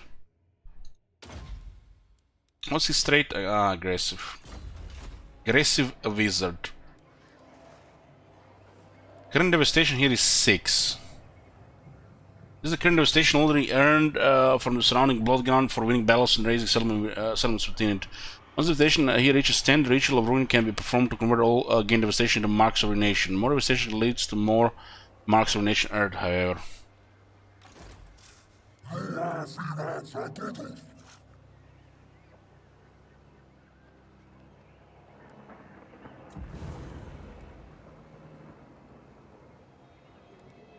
So if we look down here, we got 2 from Battle Swan Momentum.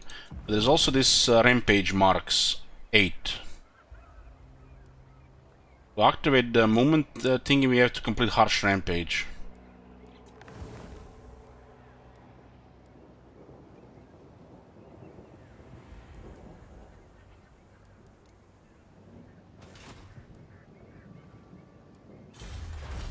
And we can get a Plight of the No Horns. More attack and leadership for the Ungors.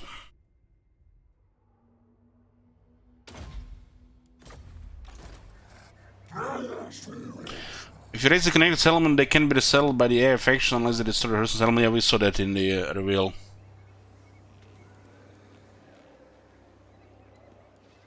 So the only thing you can get right now is heads on spikes. Got 367 favor there. What was it? Post-battle loot. This is a Dread.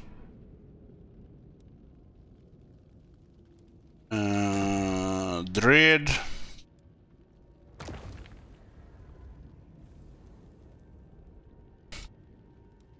So I guess we can just get items right now. This is 3,000 for 10 line of sight, 10 movement. 3,000.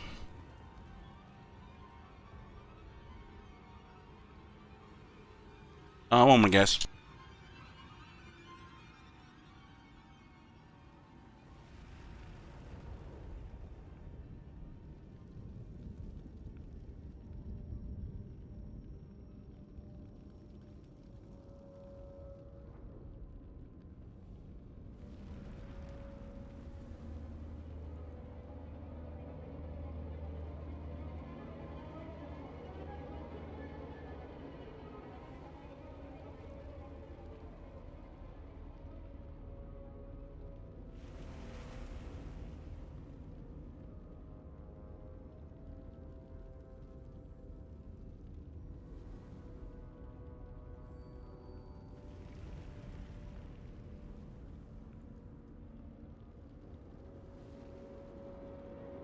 Okay, let's see. So this no limitation. These things are not even unlocked by anything. You just basically just save favor and you get them.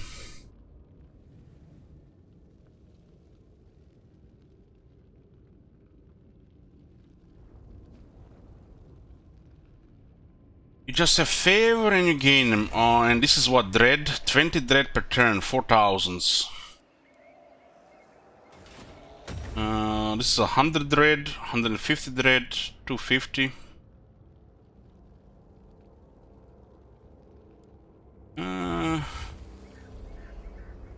What is this in this place here? Herdstone, this is the first one. Ooh, it comes with a big garrison. Order capacity +1 for local armies, ambush successions +5% for local armies. Ooh, nice.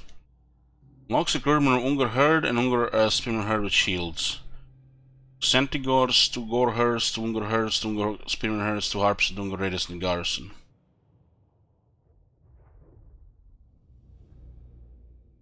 The Children of Chaos, the most sacred of all dark places in the world, are the monolithic Herdstones. We can build one building here, only one. Herdstone and Enhancement, Carrion Offerings. It's Corruption, Horde Recruitment Capacity, Replenishment. In Centigor Garrison. It gets upgraded to more stuff. And more Centigor Garrison and a Razorgor Chariots Garrison. It's also cost favor. Shamanic Challenges. Means a magic power reserve +20, all Bloodground regions. Got a Brave Shaman and Harpist in the garrison. Provides line of sight over all regions in Bloodground. Ooh, that's nice. That's very nice. What was that thing he was causing? Bestial Rage, Amassing, Horror +3.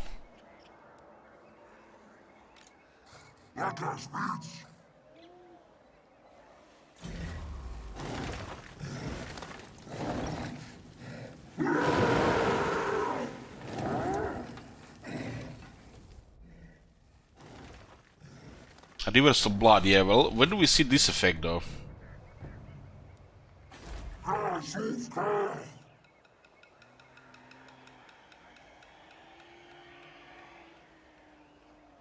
It's supposed to be like here, this effect.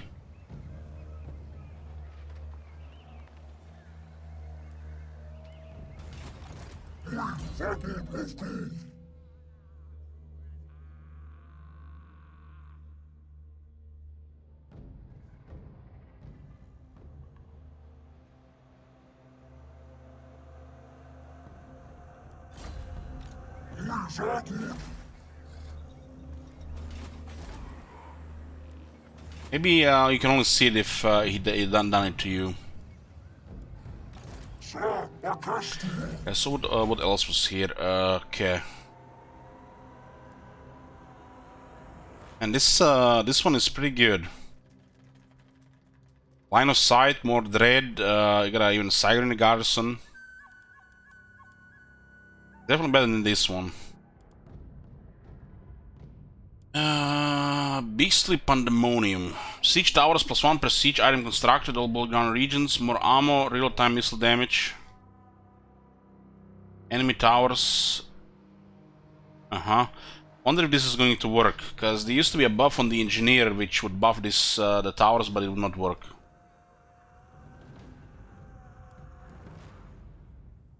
It lowers their damage and reload time by 50%. That's actually massive.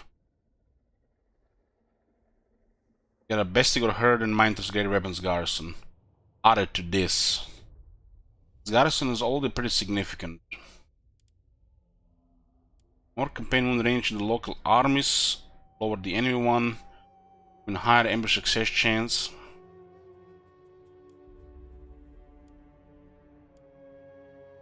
And the last one lowers the campaign wound range for the enemy armies in the region. Small chance for a plague to break out at the start of each turn. This plague will not harm Beastmen, Warriors of Chaos, or Norskans. All Bloodground regions. Huh.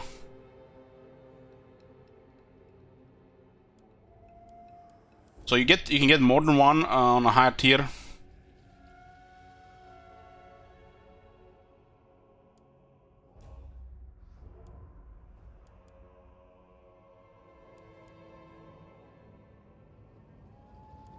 So the stuff which should go alongside the corruption, so they are allowed with the buildings now instead of putting it part of the chaos corruption.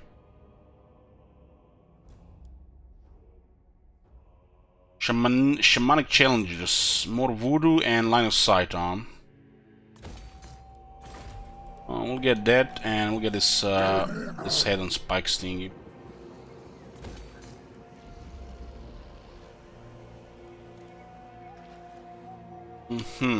Recruitment. There's a local horde and from the settlement as well.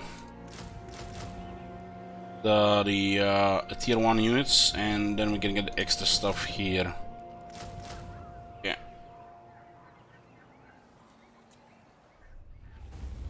Guess we'll just continue into these guys here. They're part of this place here. Don't need to start another war. Attack the greenskins there.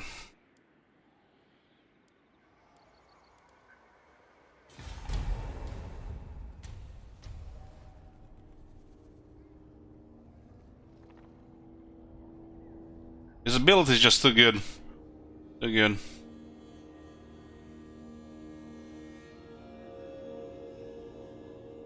The rest of them are just not good enough compared to his ability. I mean, look at this. Accumulating marks of ruination will pave your way to greatness and tracks the overall progress of the tribe. The more the world suffers your unrelenting wrath, the more marks you will attain, and the stronger you will become.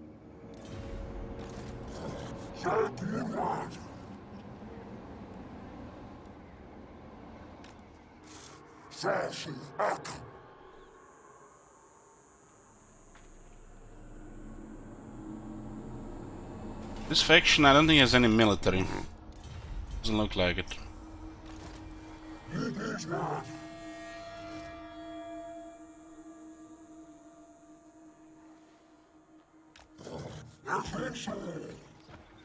And he's so huge.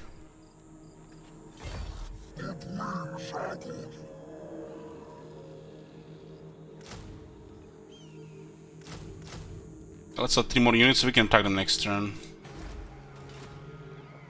Ritual Ruin unavailable. Unable to perform Ritual Ruin will heal until you earn 10 devastation. The Ritual Ruin will convert the local devastation into rune marks of ruination. When the ritual has been performed, other factions will be unable to colonize any ruins in the area until the Herdstone is destroyed. Now we also have the vision, better garrison, more power. This is a tier 1 garrison, by the way.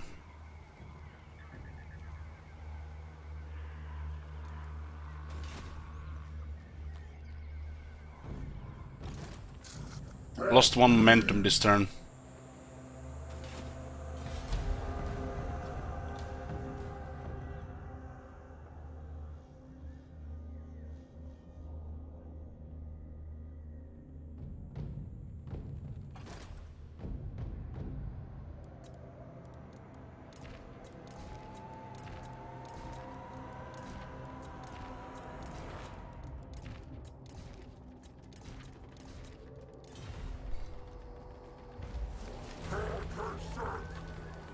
Their first challenge.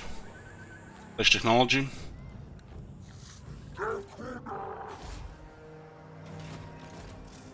So lost 2 momentum there. This is still at 8 here from the looks of it. It doesn't say a number here. Far as 50, but how much is this?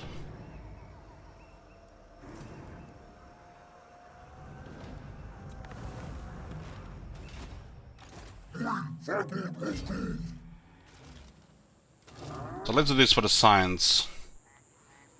Because if I click right click settlement, it will remove us from the Juggernaut rating. But so we have right now 100% movement range. Moving here would take 64% of our movement. Using the Juggernaut rating, moving here goes to 86.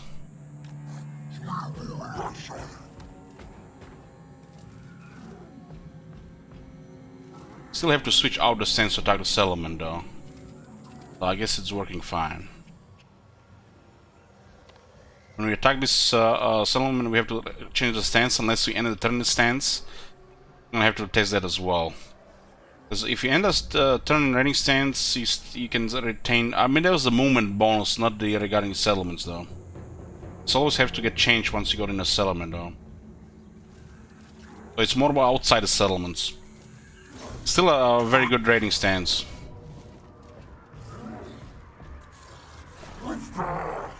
Yeah.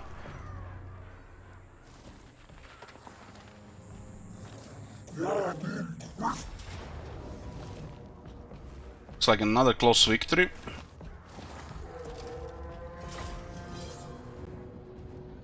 Yeah, the raiding is made for outside the settlement, so it does make sense. This extra movement of his raiding stance at the cost of income is really good if you wanna do battles against multiple enemies outside the settlements, which will happen sooner or later.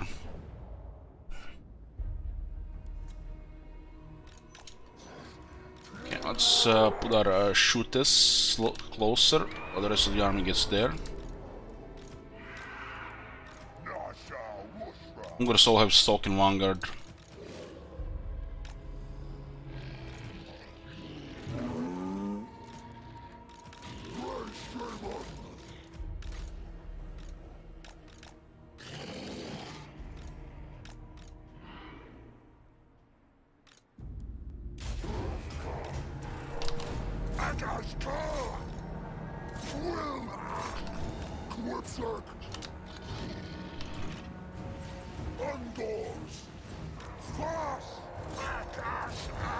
Ungars are expendable, so we don't care about the casualties.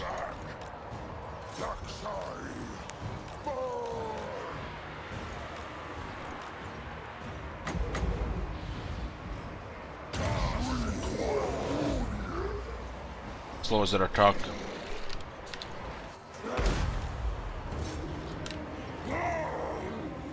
That's a little bit too close.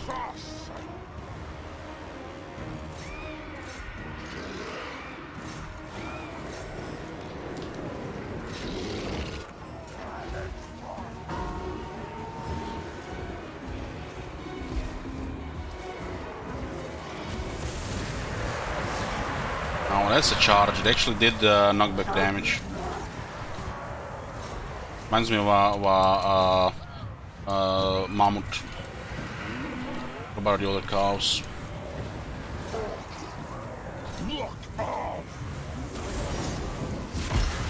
And this is better than Grimmer's one.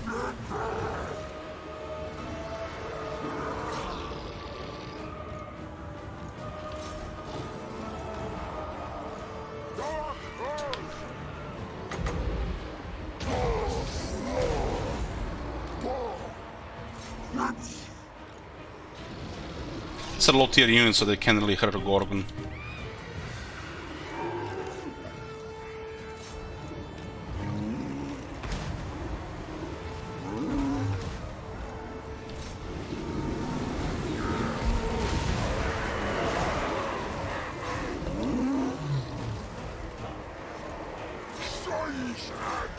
Why they can't hurt him? It's because of his strong hunger.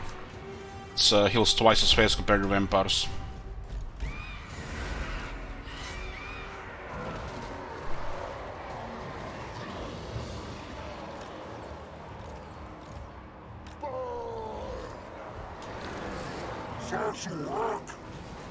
Lord for more money, and we can send the dogs to get some dinner.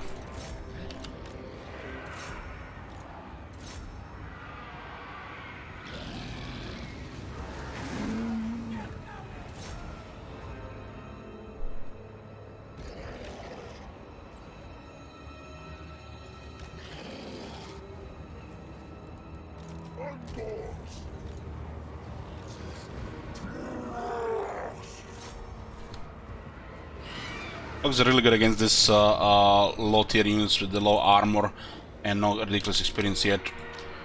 Once they get a couple of turns in, they get rank 2, rank 3, dogs already suffer. Unless they can keep up with the stats.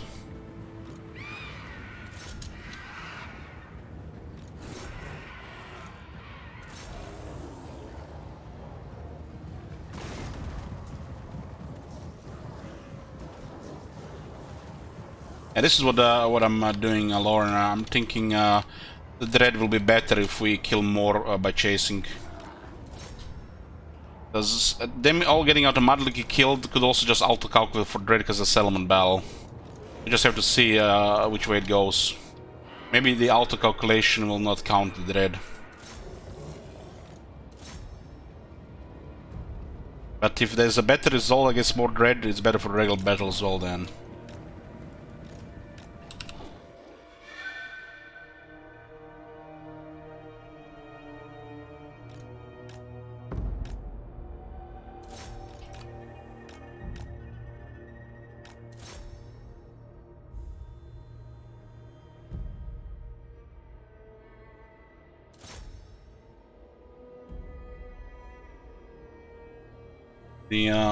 The wolves and dogs are some of the best, most effective chasers in the game.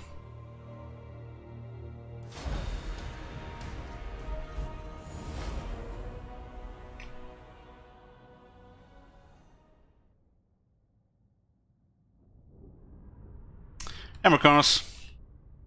That we might continue second half of the stream tomorrow.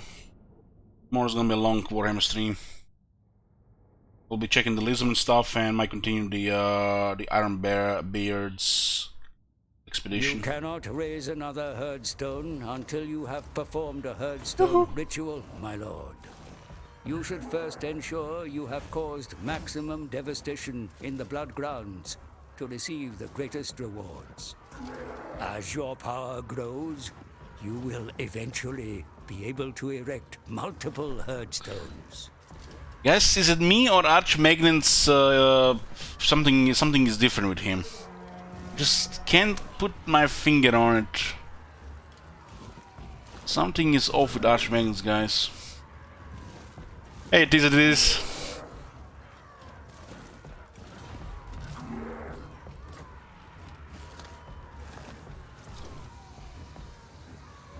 Raise in advance, you get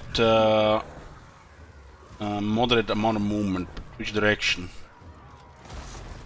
I'll just actually stay here now. You have exhausted the opportunities for destruction in these blood grounds, my lord. Before you move on to new lands, you should first perform a Herdstone Ritual and reap the rewards of your my bloodshed. God. Take it, bro. See that shit? Holy shit. Well done, my lord. The marks of ruination accumulate at your Herdstone, awaiting your ritual.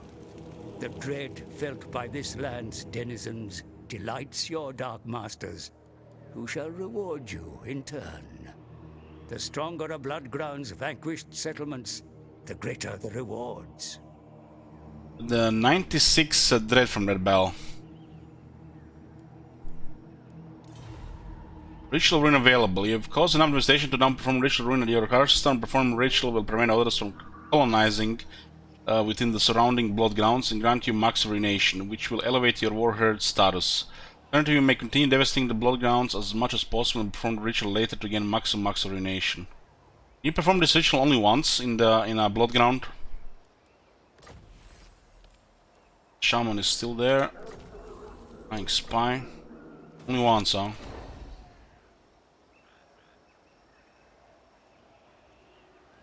I guess we're gonna get 12 marks.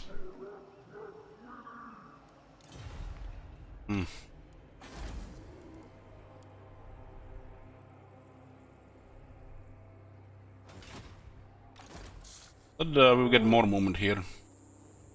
This is actually a tough pass here, it's mountains.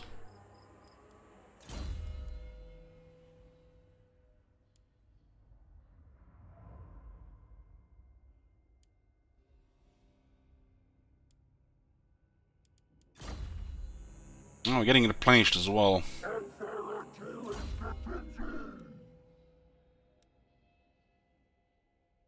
This is a 5% more movement range, huh?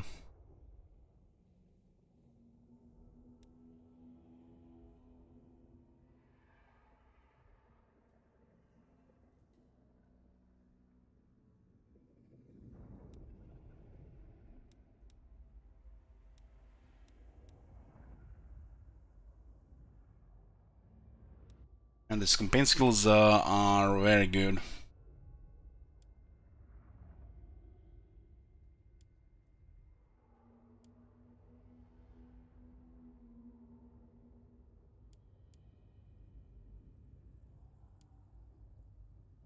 Attrition minus 3% casualties suffer from all attrition Lord's army. Casualty replenishment rate plus 6% for the Lord's army. This is rank 12. 3 points in Dark Apothecary, which got buffed. We used to be 15%. Now it's 30 with replenishment. And probably 1 point here to unlock Unholy Resilience. Let's take the moment. Currently have 3,000 available. I'll get this follower here. 10 line of sight, 10 movement range. The unsurpassed knowledge, the Snowhorns know the ways to bring death to those who think themselves safe. I'm gonna stack maximum movement possible on this guy due to the rampage.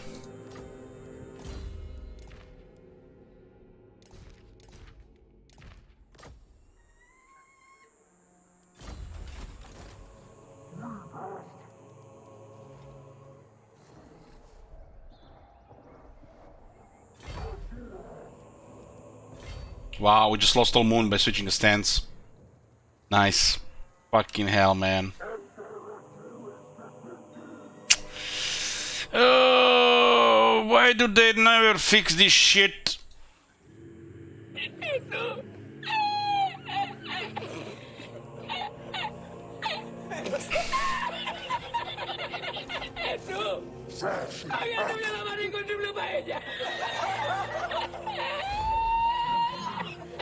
Hopefully we can just see the next turn. Well, this is an issue with the settling of the game, not just with this. This is bugs with percentages and the movement, you know, that never got fixed. The Vile Tide for the explosion here. The Vile Tide has less range now, but might be doing more damage since it it switched place with the Wolf. This is now a lower spell, while this is a higher one.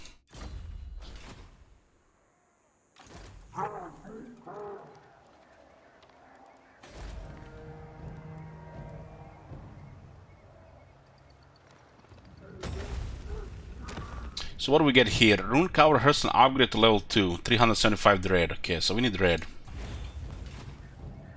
Yeah. I lost a half a turn here nearly.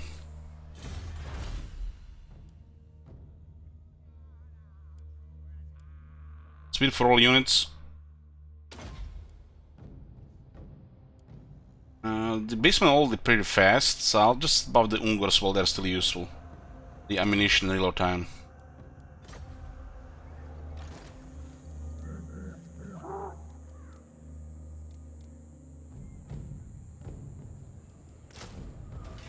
We got this in 4 turns.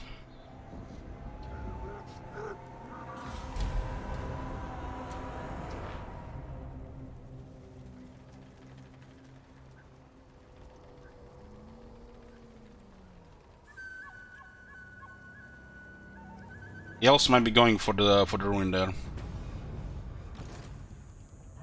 Can't reach city now. Oh, wasted turn. Guess we'll use the raiding stance. We should not switch stances if we get extra moon from another effect. This is buggy.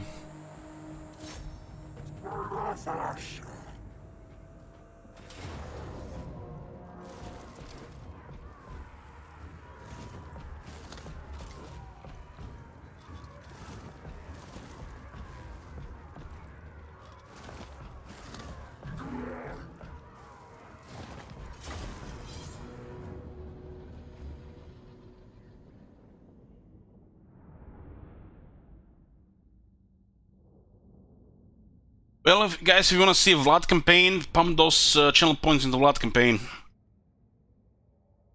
There are 2 other ones as well. One is extreme and one is totally doable. It's gonna be a Tyrion sellout campaign starting next month, and there's gonna be a Ryan campaign as well, other than the current campaigns.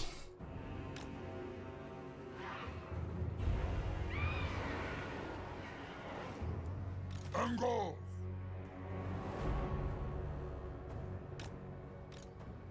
Cartel!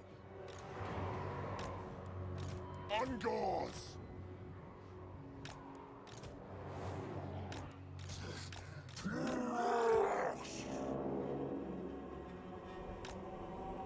This thing cannot hide, huh?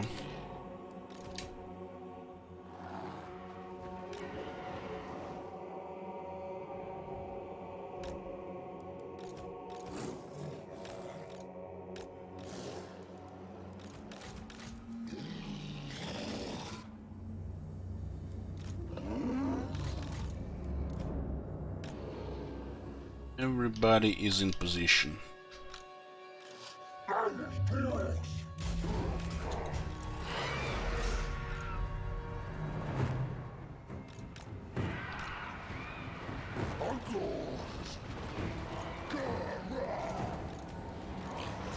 Am I going on the wall?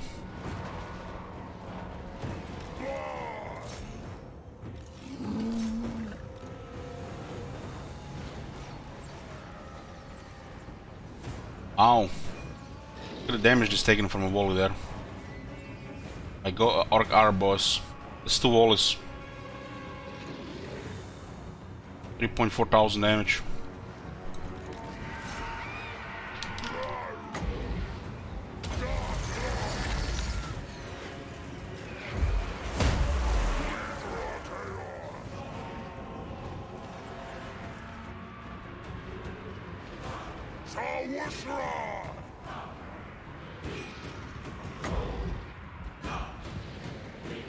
All short range, 100 meters, multiple values.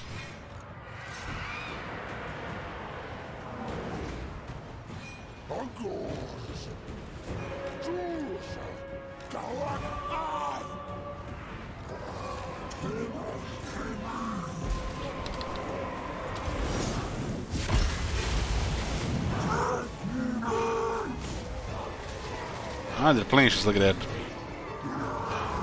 This lasts what, 5 seconds? 6 seconds. How those Orc other boys got murdered by the Harpies. Very effective with the wall.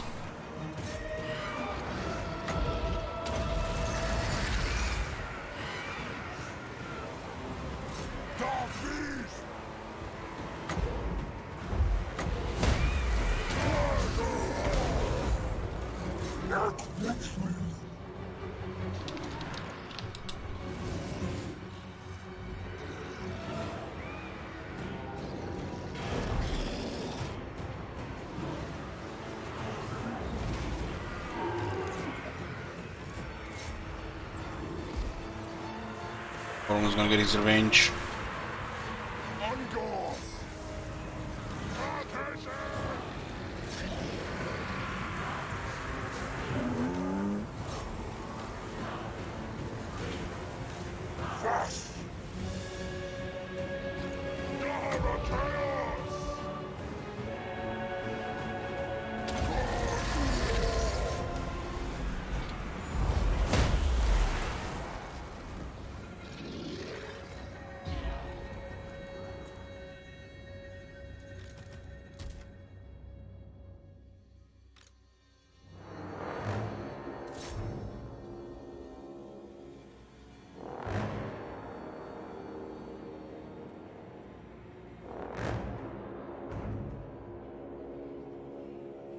That healing is almost good as having Invocation of Heck on him all the time.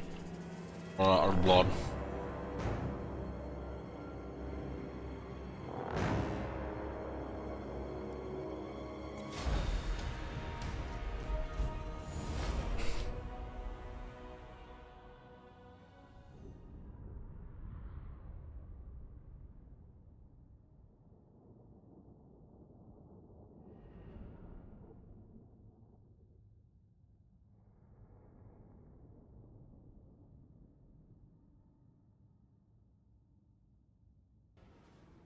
Oh Thanks, my Sparta. God.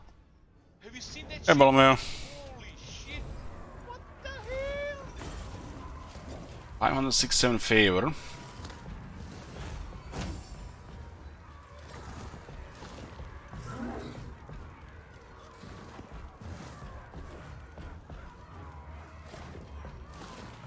And 300 here, you get a small amount though.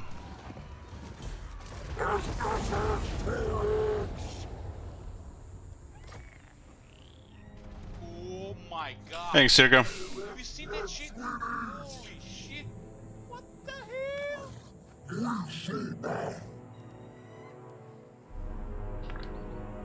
So you always lose movement and get extra movement from that, but at least it gives you this, allows you to keep switching.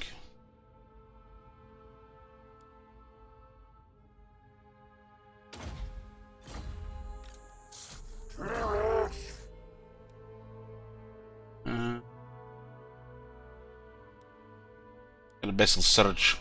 Every time the Brave Shaman casts a spell, all the units will get charge bonus and restore a little bit vigor. You can trigger it every 9 seconds. It's nice to get the vigor advantage.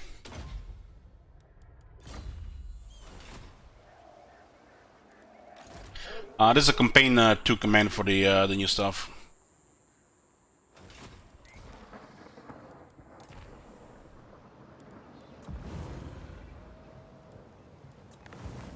Dreadlord, at your command. 18 devastation right now.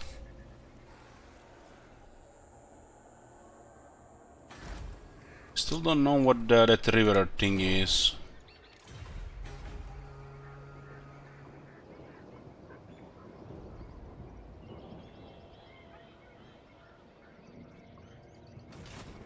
Bloodshed becomes me.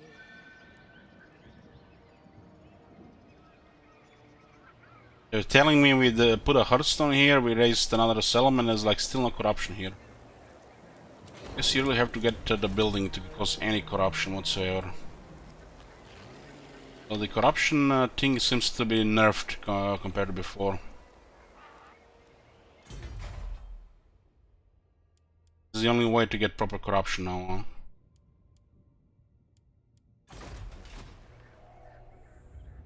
Guys still have a couple more settlements. These orcs actually serve a lot of settlements.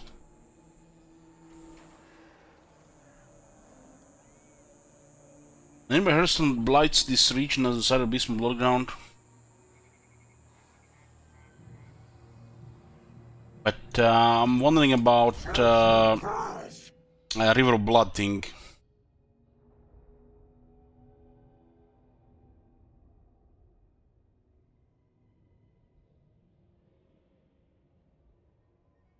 How do you know if it's active and what it does? There's an army here and there's nothing here, not debuff or anything. Maybe because they're not enemies, but they're not chaos, so it should work, right? Doesn't look like they have any debuff or anything.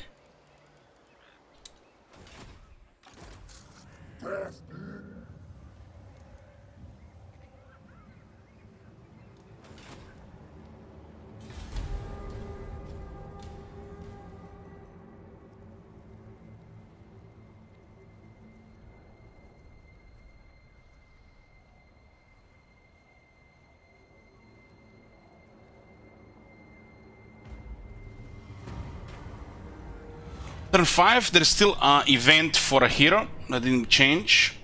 The Ruinous Power take green pleasure in your endeavors. In their dark merit, they grant a boon. Which of their gifts will you choose? You already have a Brave Shaman, you don't want a random Brave Shaman, that's nonsense. But getting Gorbul is nice, it's just gonna be traded, it's gonna be random. God forbid we get the Lord of Death. It doesn't spawn next to the army, it spawns next to the settlement. Wow. Wow. You got the trade doesn't do anything. So there's some changes to the Gorbuls. There'll be some changes to the stats here. Now this thing got a little bit changed around.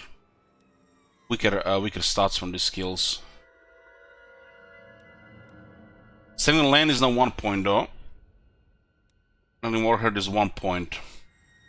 And interesting how they turned this into 1 point skills, but they didn't give it the Dark Pact treatment, which also turned into 1 point, but they removed 2/3 of the effect. This got turned into 1 point skill, and it still has a 4 point value.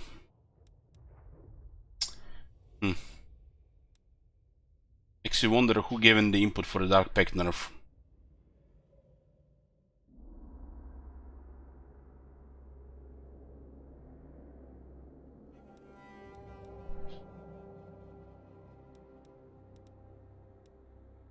So some stats here got nerfed for the Gorbul. Especially on the top. There used to be some little bit stronger stats there.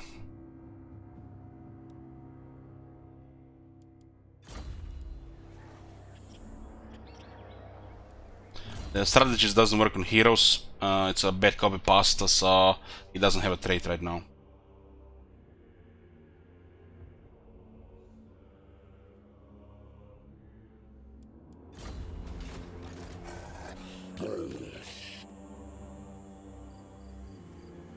Maybe they patched it so the movement changes actually work on heroes.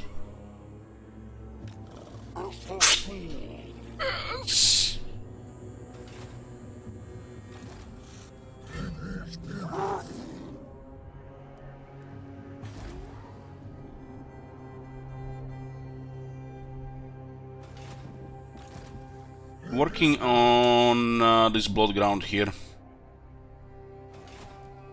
We can still add character deep, Clark around, and these two. We might be able to try to max it, but it's unlikely we get all the settlements before somebody starts to resettle. Speak, guest, and we shall. Payments and declare war, huh? What was that? Shadowgore Warherd? Hmm? Kelsey, cut out, sir.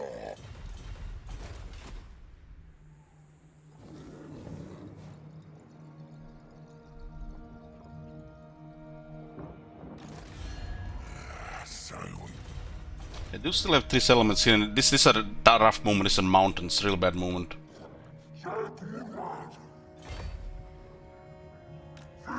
So we can raid all the way there with the extra movement.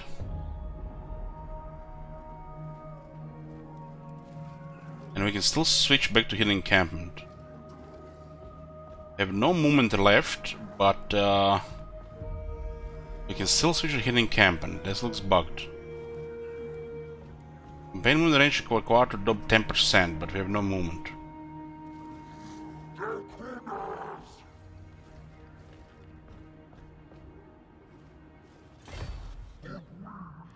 It looks like the you can also encamp. This 10% that doesn't work. Same way it's bugged when you switch from the extra movement back to raiding stance. Guess one bad bug, one good bug. I guess it evens out in the end. Hopefully they don't get the Emperor treatment and not fixed a year and a half later.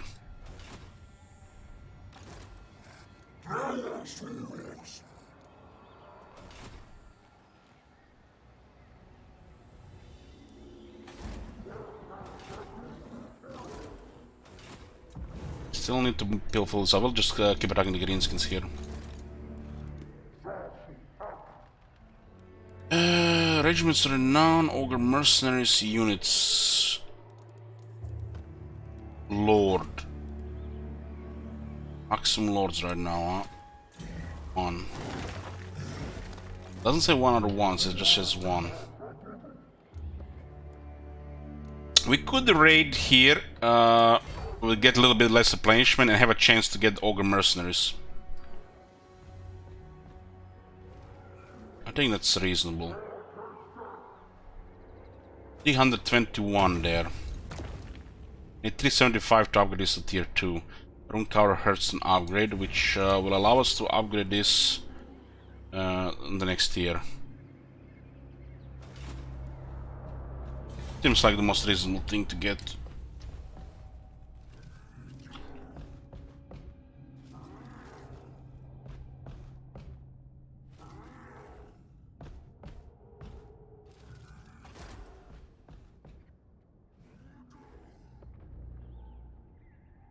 The next settlement will be the most realistic ritual time, because it thinks might get resettled at this point. Raise or sack a settlement belonging to any of the following enemies of Jadehorn tribe. It looks like Jadehorn tribe spawns in Nagaroth and Southlands at the same time. Yeah, I'm just, you know, get into my teleporter and Scott will beam me up there and we'll do it.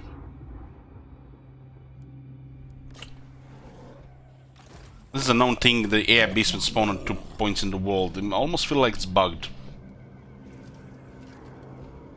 Hey Colin, this is a new thing with the Beastman. I suggest you watch the start. They can now erect Herdstones, and they mark a whole area as their hunting ground, called Blood Ground, and there's a whole team with it regarding the new mechanic. Prevent the enemy from resettling, to progress with the campaign, and mark area, you know, as kind of like yours. It's your area, you know.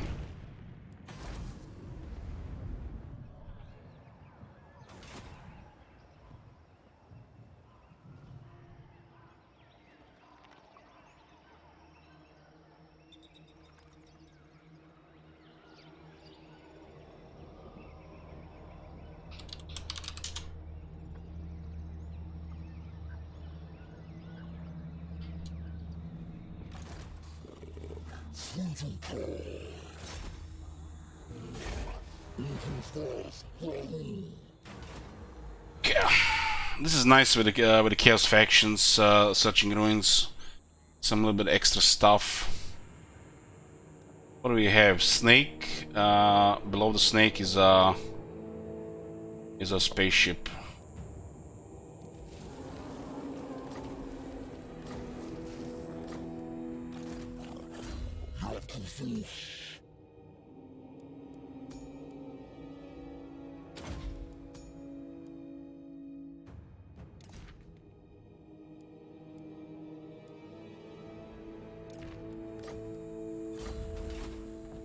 How's Star so far? It's pretty amazing, really. Even if this part of the campaign reminds me too much of Cockroach, but you know, manageable.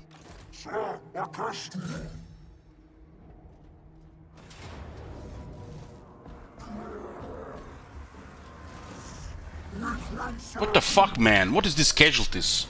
This battle I take maybe 30 casualty stops. What the fuck is this shit? How the fuck these goblins... my Ungor started shooting those goblins around in under 10 seconds. This is still busted.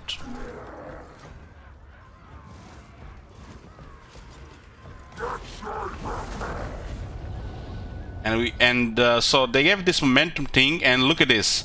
This is mountains. We just move from here to here. That's a 1/3 of the turn from raising this element.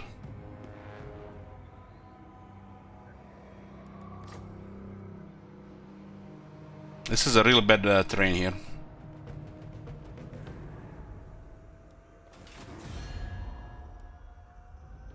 This faction has 2 more settlements.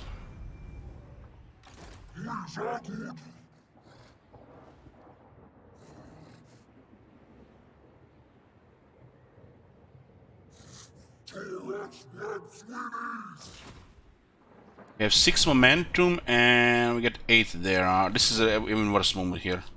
There's here, here, and a little bit here, and here there's very bad terrain.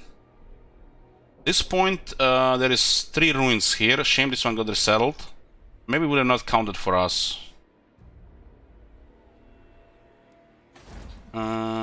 This Bloodgown still has 3 more settlements.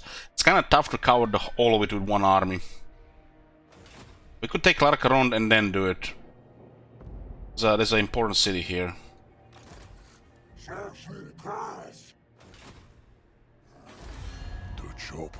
This is another blood ground there.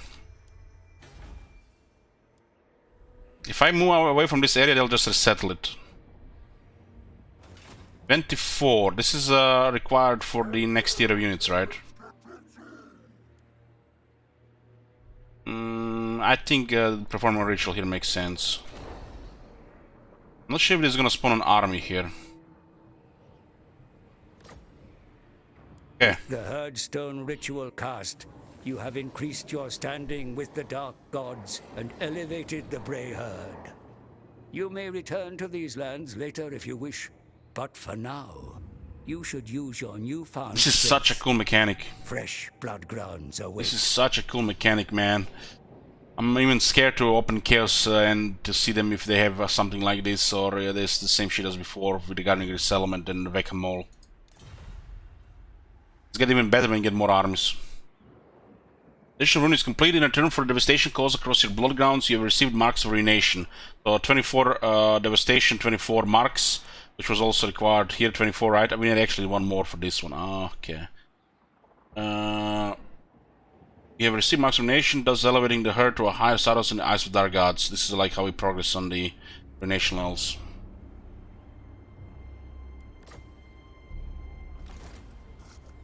Now the settlements, it's called Defiled Blood Grounds. Now we get the Chaos Corruption, huh? Oh, what? But it's in the this is a different province, right? But Blood Ground, Defiled Blood Ground. A Herdstone will still stands nearby as a horrid reminder of the Beastman presence, having left behind the stench of death, ruin, and filth. Cannot colonize in this region to associate Herdstone with destroyed Chaos Corruption plus 20. I guess it doesn't register it yet.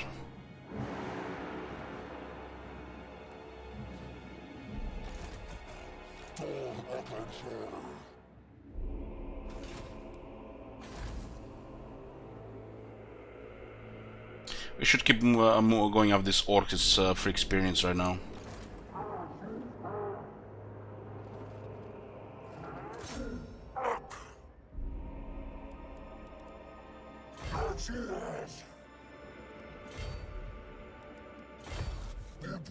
Stanzas are a little bit wacky. You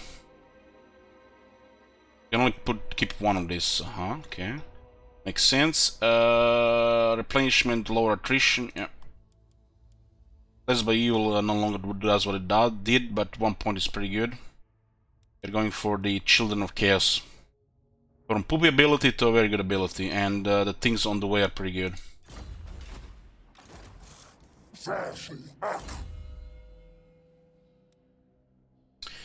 Scouting now.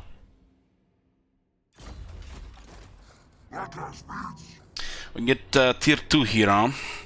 This is tier 3 though.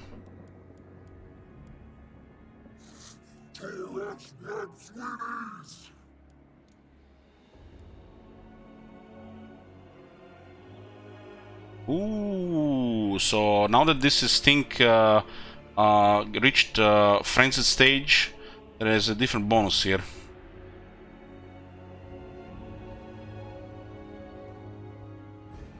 Charge bonus plus 8, chaos management plus 8%, horror plus 8.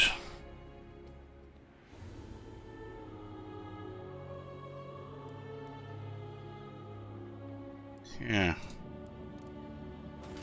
Do we want anything here? 5,000s right now.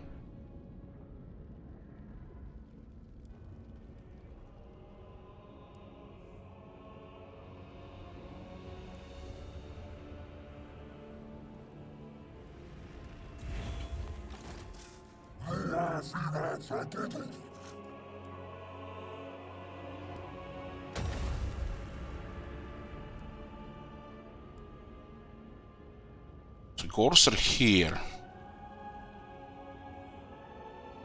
Don't really need these units right now. A couple of units we have in our army is still very good for this early.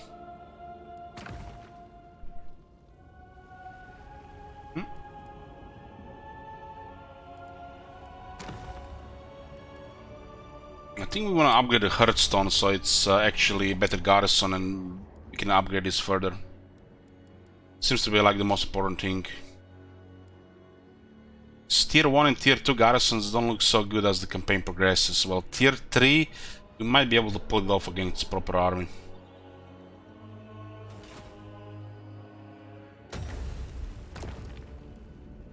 This seems to be the most important thing to get early. Tier 3 here. Better garrisons gives you security, right? If acquired a rune cover Herdstone upgrade, any new Herdstone raised will be started level 2, or any existing Herdstone can be upgraded to this level without cost.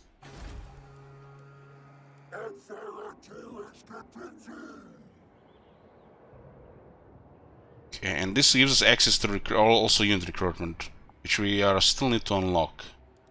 We actually haven't seen the third unit. What was that new unit? Tasgor Chariots? It seems to like... It seems to be just a chariot before the Razgor chariots, maybe a little bit faster. They adjust the speed on those chariots. Where are they? 70 speed. They do have Primal Fury. It's basically just a lighter Razgor chariot.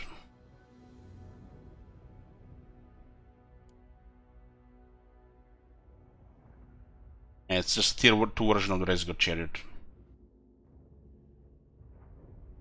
Regarding attack animations, how the unit looks, who knows. But stat-wise, they're just weaker Razgor chariot. They went with a system of the Snotling pump wagons. Just what I'd want the lower tier, which is the same. They did do a change with this thing. And it looks like really deadly to infantry.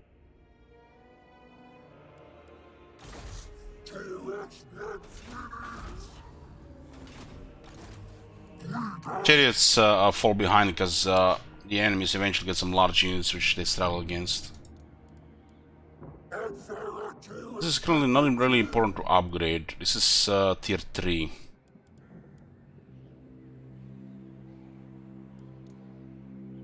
Okay, what do we have? Horde upgrade available. I'll turn it off.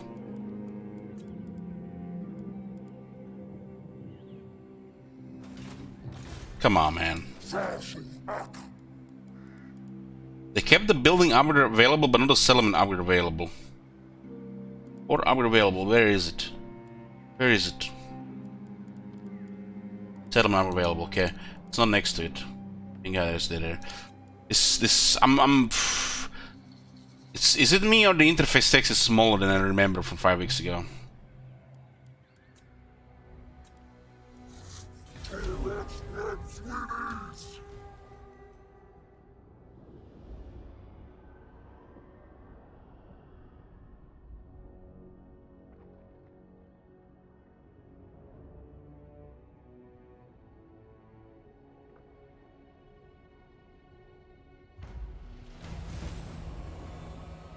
Okay,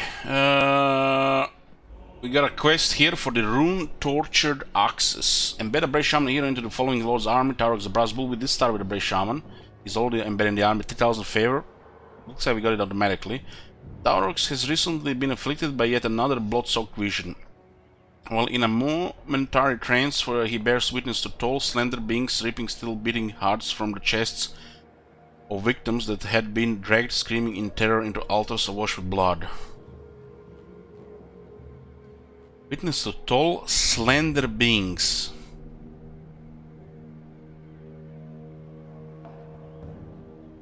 Against the cacophony of manic drumming and shrill pipes. In the eyes of the cloning ones, violence begets violence. Taurox is once again filled with rage and bloodlust, but without knowing where to direct his savage energies this time.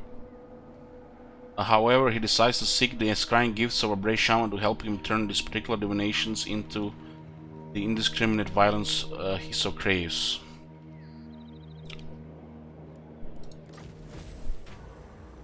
There's a dark moon popping as well. So yeah, there's no longer penalties, they're just powerful events now. Morsleep is ascended, usurping the sun's revered place in the firmament. The world is awash with its sick and terrible hue. Such an event is almost unheard of. The call to the Beastman, a sign that the herd had an opportunity to dominate, lead and Beastlord to his glory.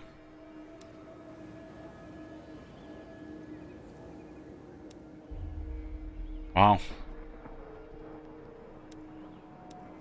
Now it's actually a powerful event instead of poop. Situational poop. Let's just get moon range here.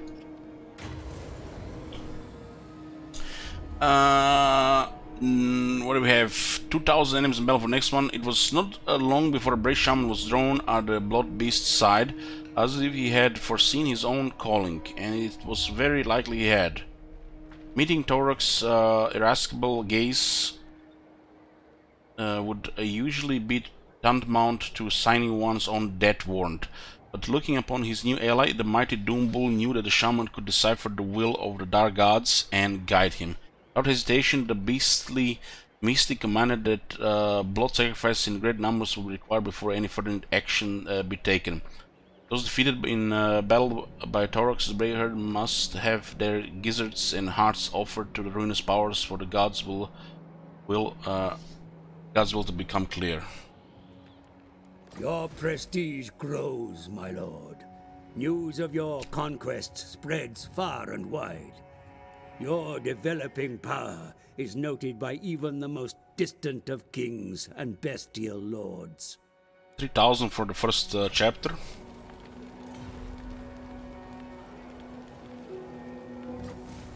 Second chapter, Reclaim for Chaos. 5 settlements next. The civils rest by the untamed lands, their towers and cities. They huddle behind their walls, thinking themselves safe. The clone ones must restore the natural order. Smash the walls, burn the cities, trample the enemy beneath blood-encrusted hooves.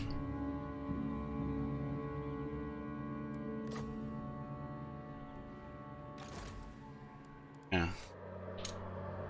Doesn't look like the movement registered immediately. We're at 78%. It's still some bugs with movement percentages.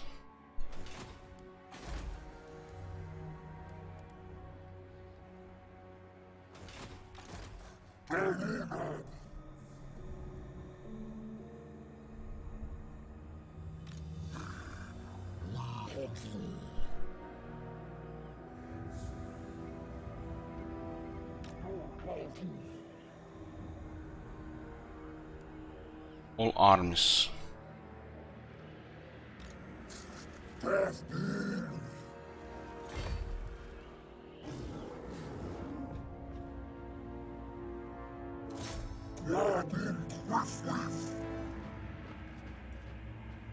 Oh no, we're trespassing. Our forces have crossed unpermitted into the territory of Hagrif, belonging to Nagarond. This will have diplomatic repercussions. Oh no. What will we do? How do they even know we are here? Just fuck off with your spy satellites. We are hidden here in the forests. At 11,000s now. 11,000s.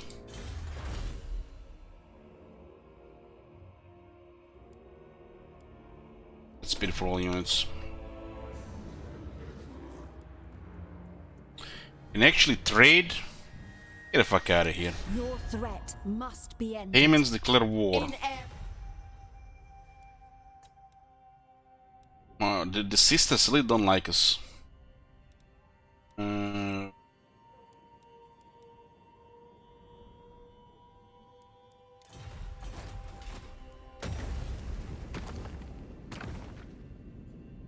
Got 70 dread right now. 11,000. So we get one of these 10k items. There's like 2 10k items.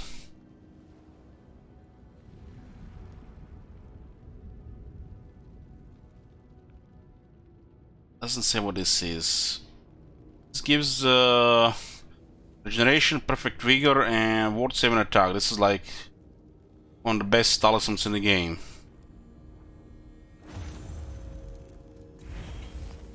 Champion's essence. All that remains of this lost champion of the herd is the essence of their savage and proud soul.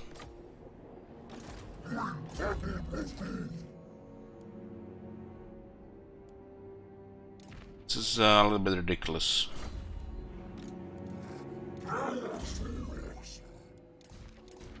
No, you can keep getting them multiple times. You just need the funds.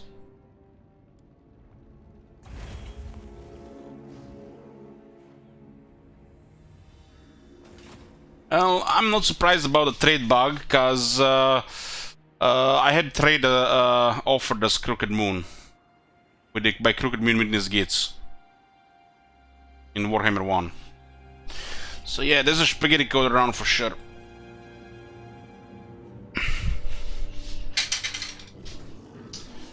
I guess it's the job to slide the damage effect. I think I have a screenshot somewhere. Why am I not making commands of those screenshots?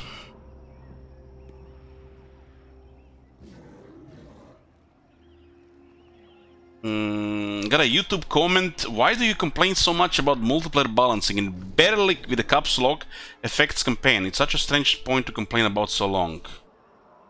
Oh, must be new to the channel. Warhammer 1. Didn't the Reddit like was set on fire because they nerfed Salamander again because of multiplayer? Yeah, it's like, I don't know. Why are we complaining, guys?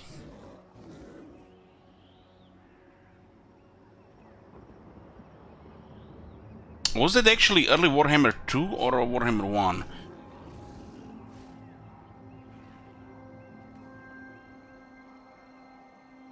Steam doesn't even load screenshots properly anymore. There's this database of screenshots, but they don't load properly anymore. Like they're, I don't know, compressed or something. And they don't want to load anymore.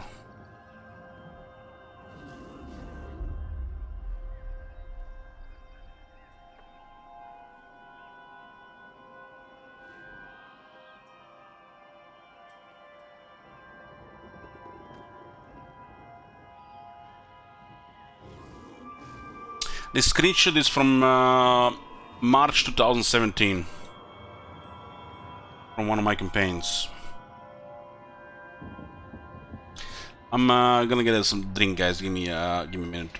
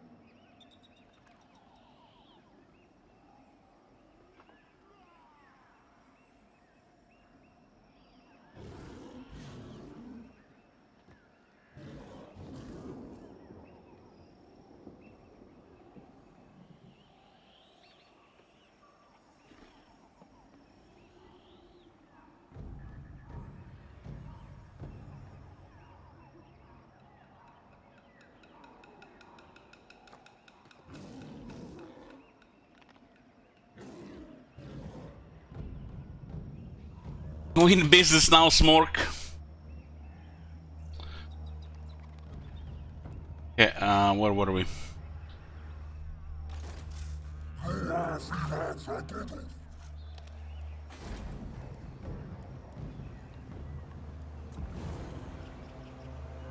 So momentum goes down slowly every turn, and we need to reach this rampage streak before we can actually use it for the other purposes.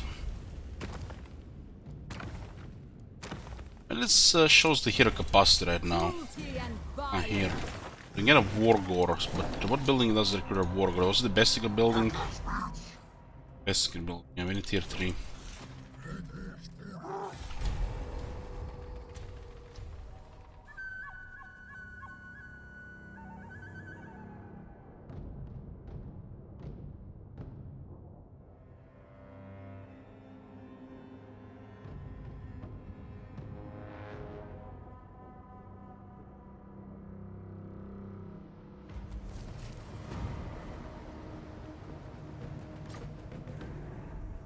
We're gonna pushing on the greens since they're such an easy target right now. No need to start more wars since you only have one enemy, right?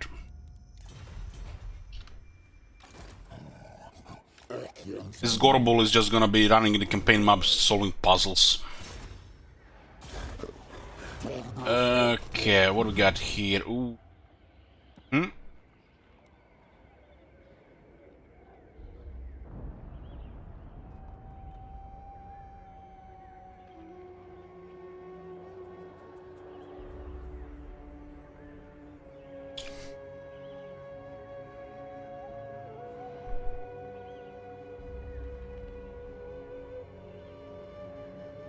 Three, 4.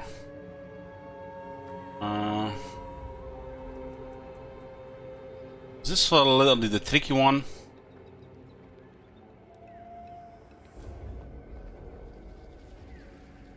Ah, damn! Where the hell is my notepad?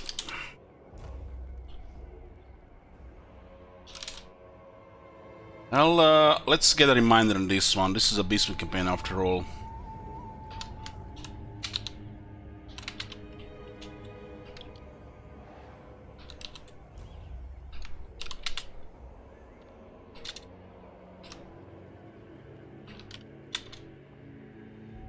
Real, it's much easier when you can edit these things. Imagine you could do it in a computer game, and that's what I have to do in your head.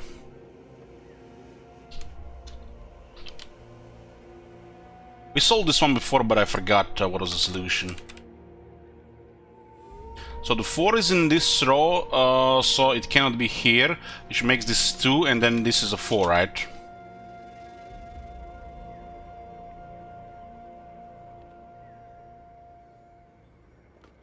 This cannot be a 3. 3 is all in this row, right? This cannot be a 2, so it's a 1. We get a 2. So we need to know the color now. Red, blue. So this is yellow. And this is purple. Purple, yellow. Yellow, purple. Yeah, this is the fucked up one. Purple, yellow. Purple, look at this. Purple, yellow, purple, yellow, purple, yellow. So it has something to do with this corner here.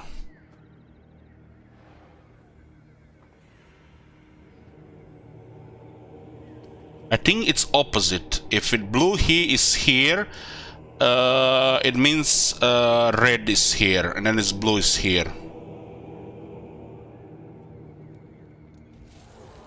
2 red. Let's try to remember this, like I already remember a few times. Yeah.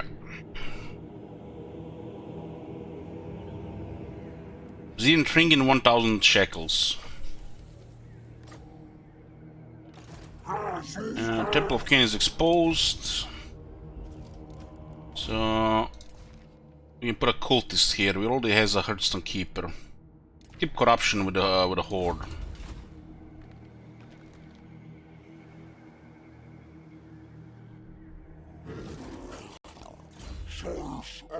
Nagaran is in range.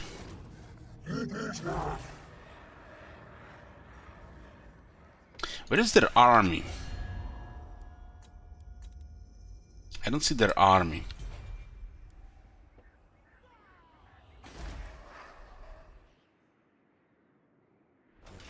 Three settlements, huh?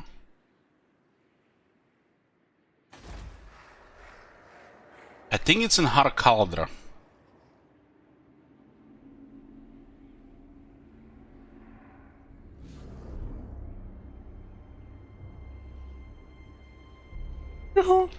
Hey, Smala.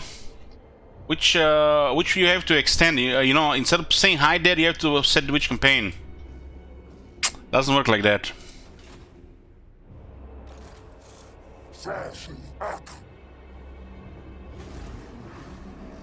We don't see the army here. We have currently one enemy, so we'll just go for the orcs.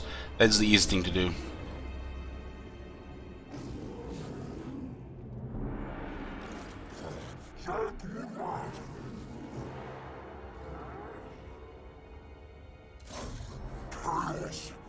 This makes no sense to start another war. We already had war.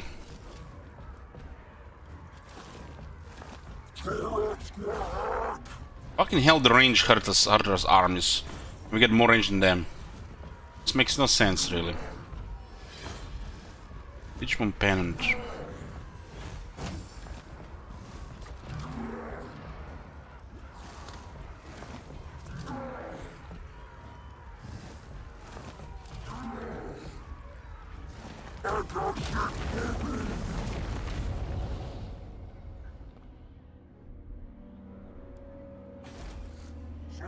Okay. So this still covers this area here, huh? It's a little bit overlap here, but covers 4 cities there. This mechanic is actually working better than what information we got from that reveal video. You can just keep moving it forward. In fact, to get this thing back.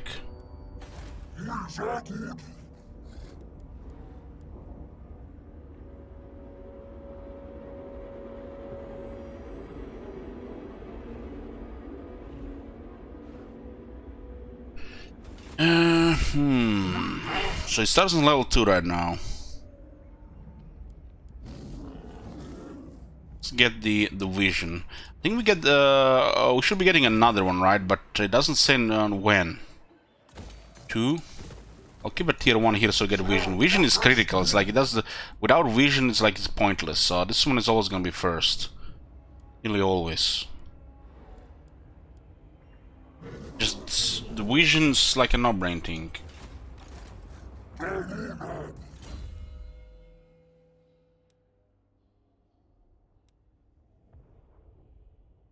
Fueled by blood on rank 6. This is a very strong skill. So this thing will be a little bit delayed, and we'll get fueled by blood first. Vigor loss reduction minus 25%, so we'll have vigor advantage over the enemy who doesn't have this, and army also gets faster. Vigor in melee is everything. And we have the basic stuff unlocked here, we'll go with scouting.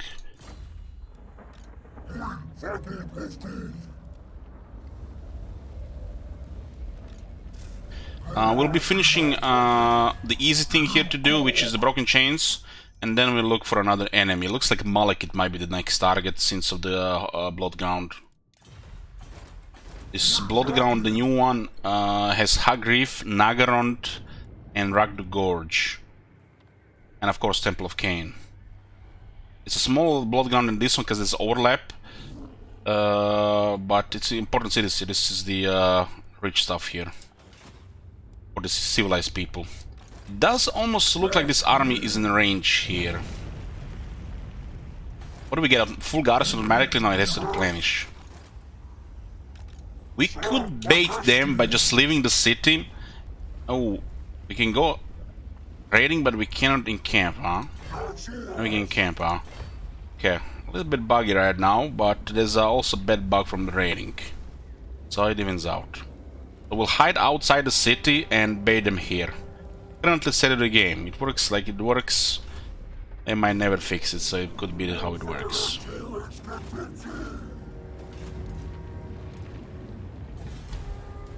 So Taurox is currently hidden, so they don't see him. So they might go after the diminished settlement, and they have to fight Taurox as well. So we don't have to, we get another battle towards Rakhtagor instead of fighting a big number there. They became ambushed, but they can reinforce. Temple of Cain. Yeah, they didn't move. Looks like they're recruiting.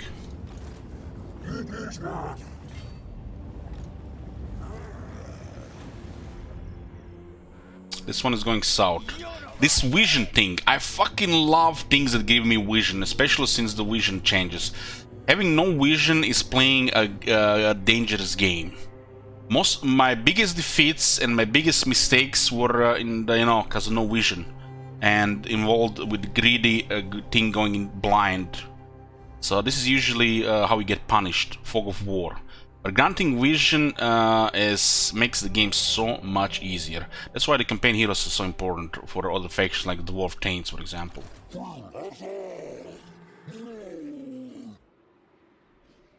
This Gorbul will probably gonna get disbanded for a proper trade, but he'll follow the army for now and just do the puzzles. This is useful that way.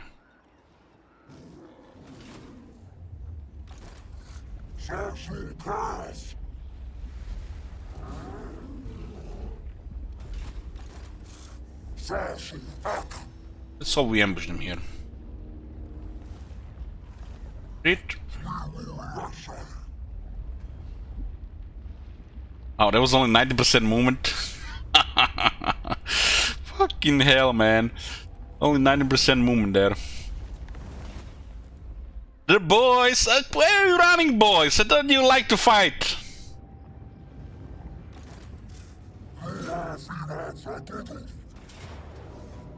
Close victory, low casualties, huh? The Goblin Archers probably do the most damage here, so let's just fight here.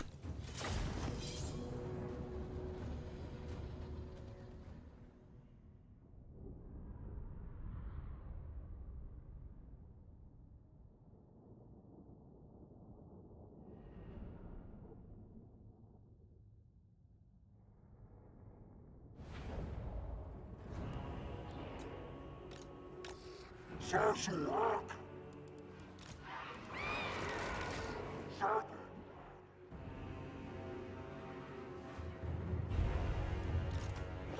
Chaos Gur!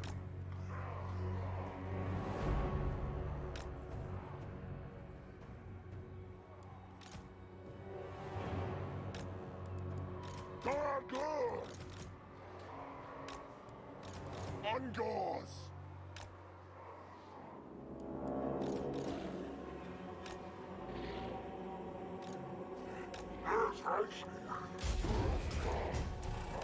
Fast!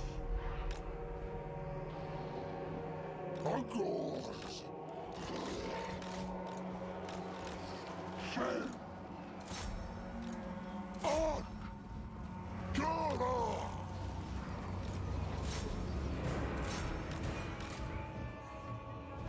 Aslan shine!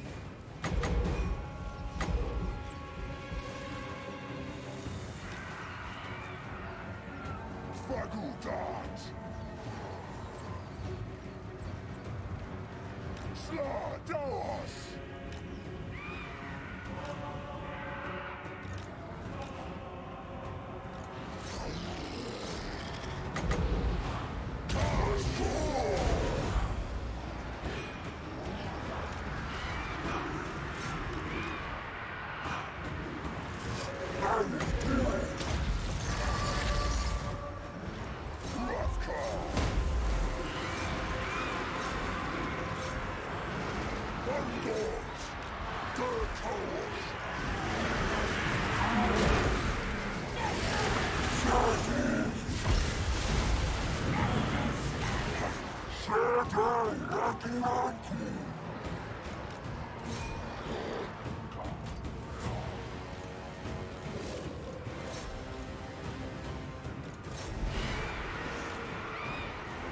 Oh my god.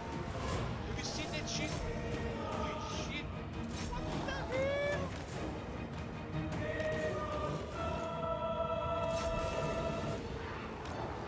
Chaos Gur! Knockout! Crimson!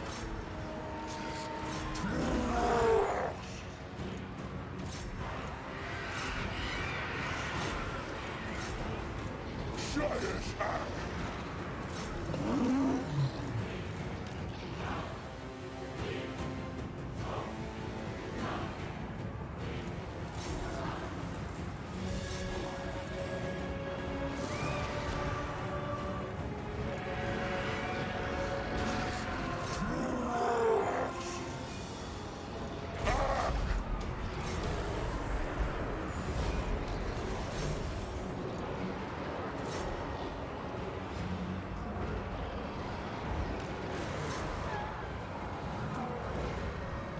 Clover Ones!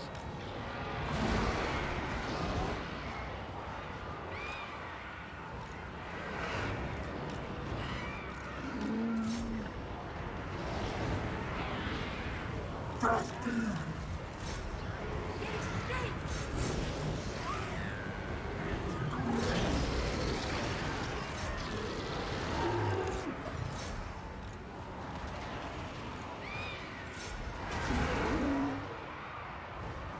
Nagubab! Housekeeper! Bomb!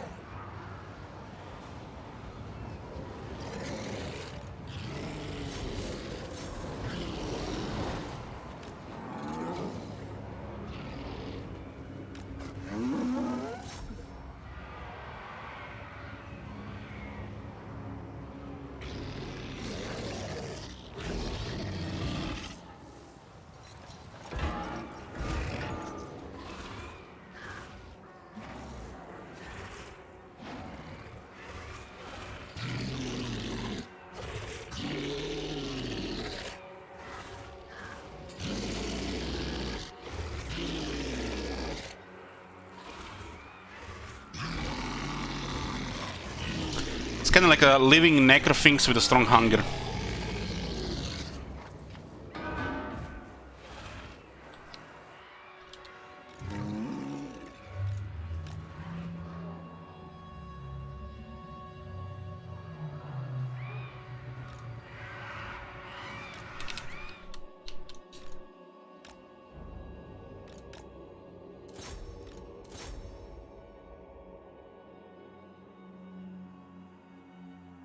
We actually were showing it its full idle animations in the very first battle if you missed it. Actually pretty cool.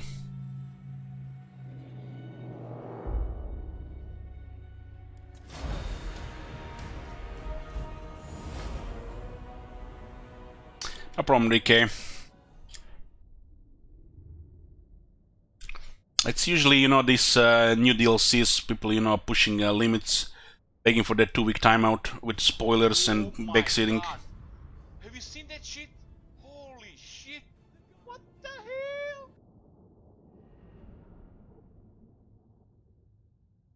Gorgon is best using single entities. Well, no shit. Do you see any large single entities in that army?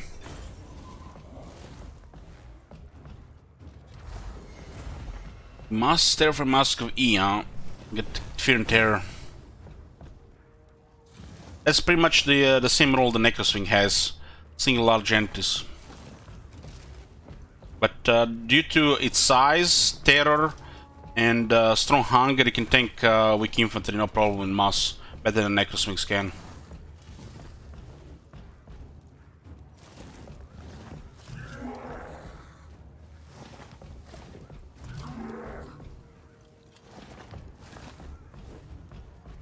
Wow.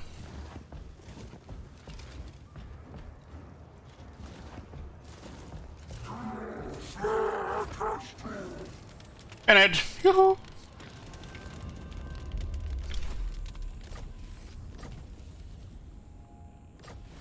So we got the Rune Tortured Axis.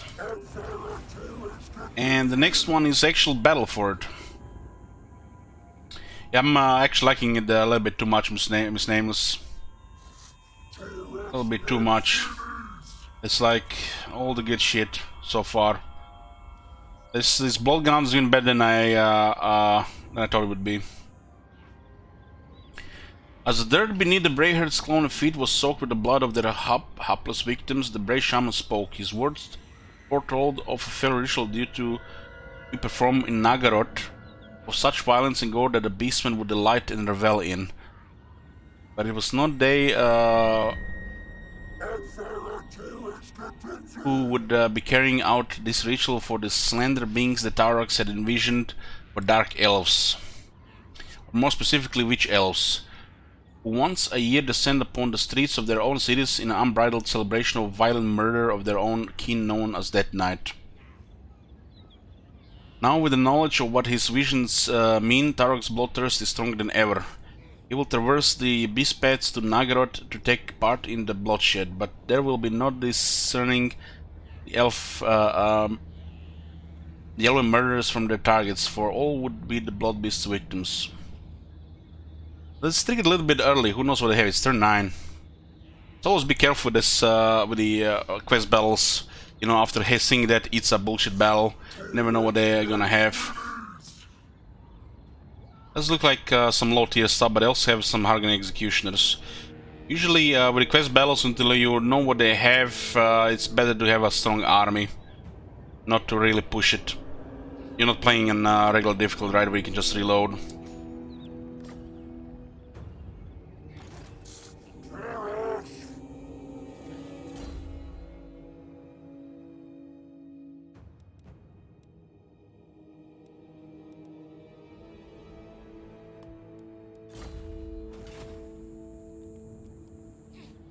It actually was showing a balance of power.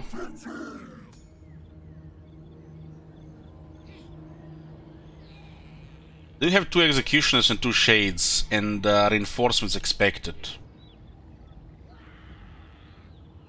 So we have no knowledge of this, so be careful about this.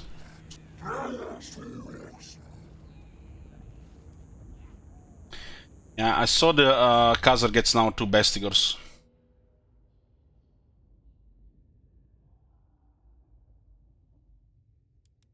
Yeah, I've no idea what to expect there, so I'll get a better army before we do it.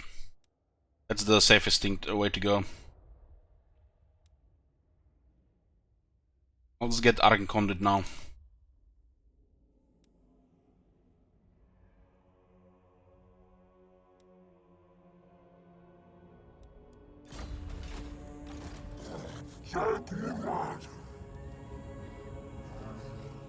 This is a rough terrain here.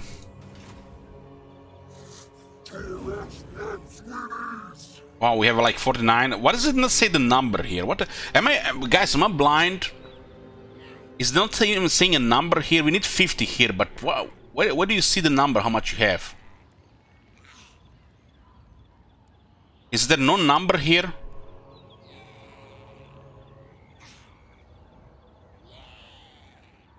It says changes turn 8, but how much do we have?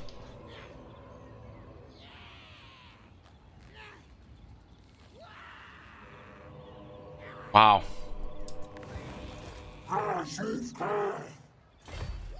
If we got this, this is right exactly in range. Get out of here. Get out of here. I love it. Hey there, boys. Moving through the mountains for a second battle after the boys retreated. Get the fuck out of here. What the hell? Was exactly enough. Momentum and the rampage thing is different. It's different thing. This is momentum and these are rampage marks. It tells you the change, how much you need, but it doesn't tell you how much you have.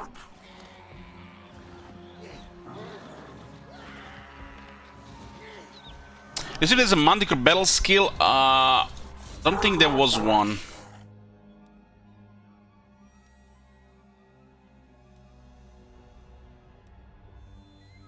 Yeah, they forgot to put Manticore on the freakish mutations. Oops. Next patch. In Warhammer 3. Yeah.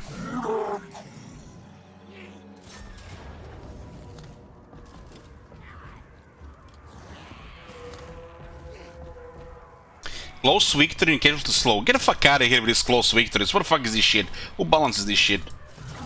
Fire that guy. Fucking goblin's gonna kill 300. We can just storm them.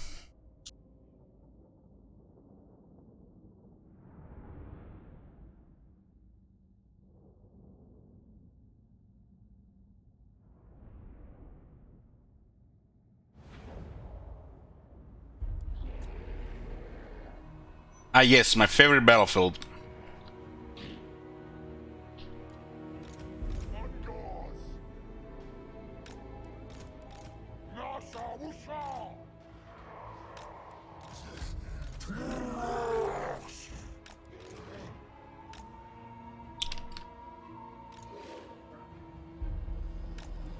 We'll put the Horde War Beast there on the other side.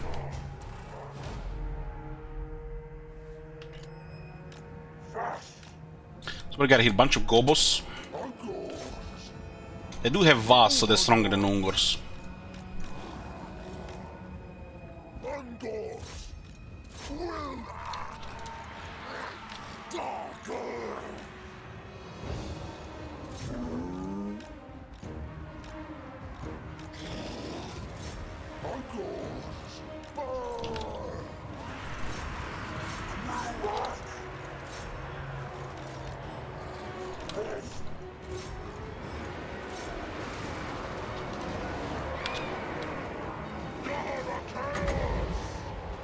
Let's debuff their attack so we take less damage. Do the shit with the archers here.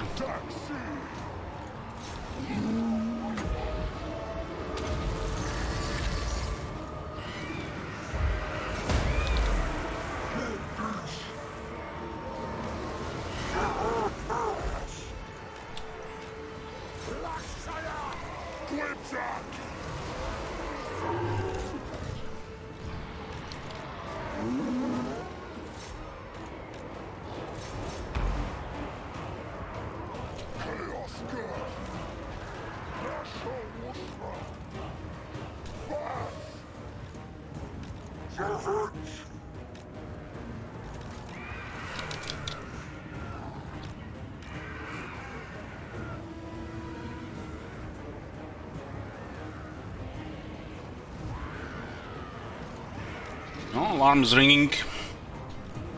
Means raid soon. Thursday and Sunday have raids earlier than Tuesday and Wednesdays because it's a different guild. Don't worry guys, tomorrow is gonna be a long stream, only Warhammer 2. This will be 3 days in the week. Other days are mixed.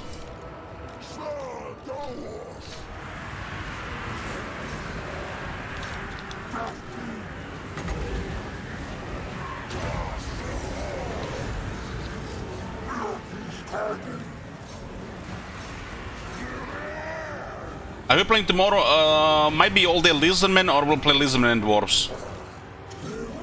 We have currently 3 campaigns going, all 3 new ones, and we have Satosa. Satosa will be continued once these 3 are finished. There's plans for other campaigns: Tyrion, Orion, and what you see on the challenges, and 1 milestone campaign from the leftover milestone campaigns.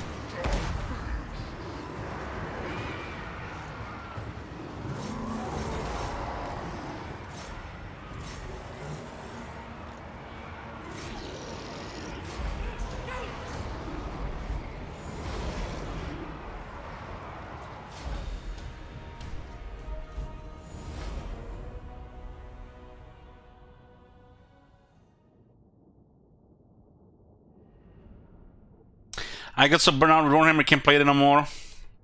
Yeah, I'm nearly 90% burnout after the break. I was over 100%. I got pretty much 6 campaigns in me. Might be something else after that, but we'll see.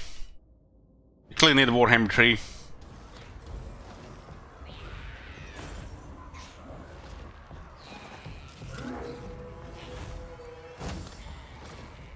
Okay, so what will happen now with this thing?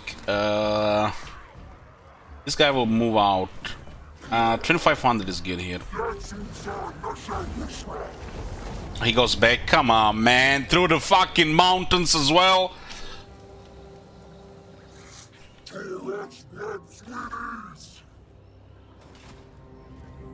Your rampage has reached new heights, Blood Beast. That was the worst change they did with that bullshit movement. To claim that shall help you continue to gain momentum.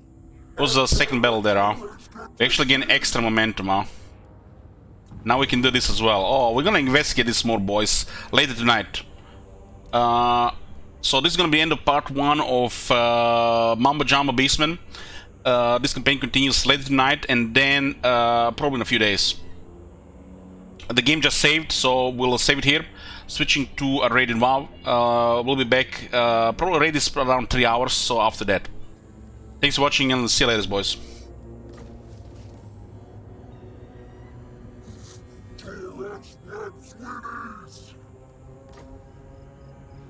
This faction is fun.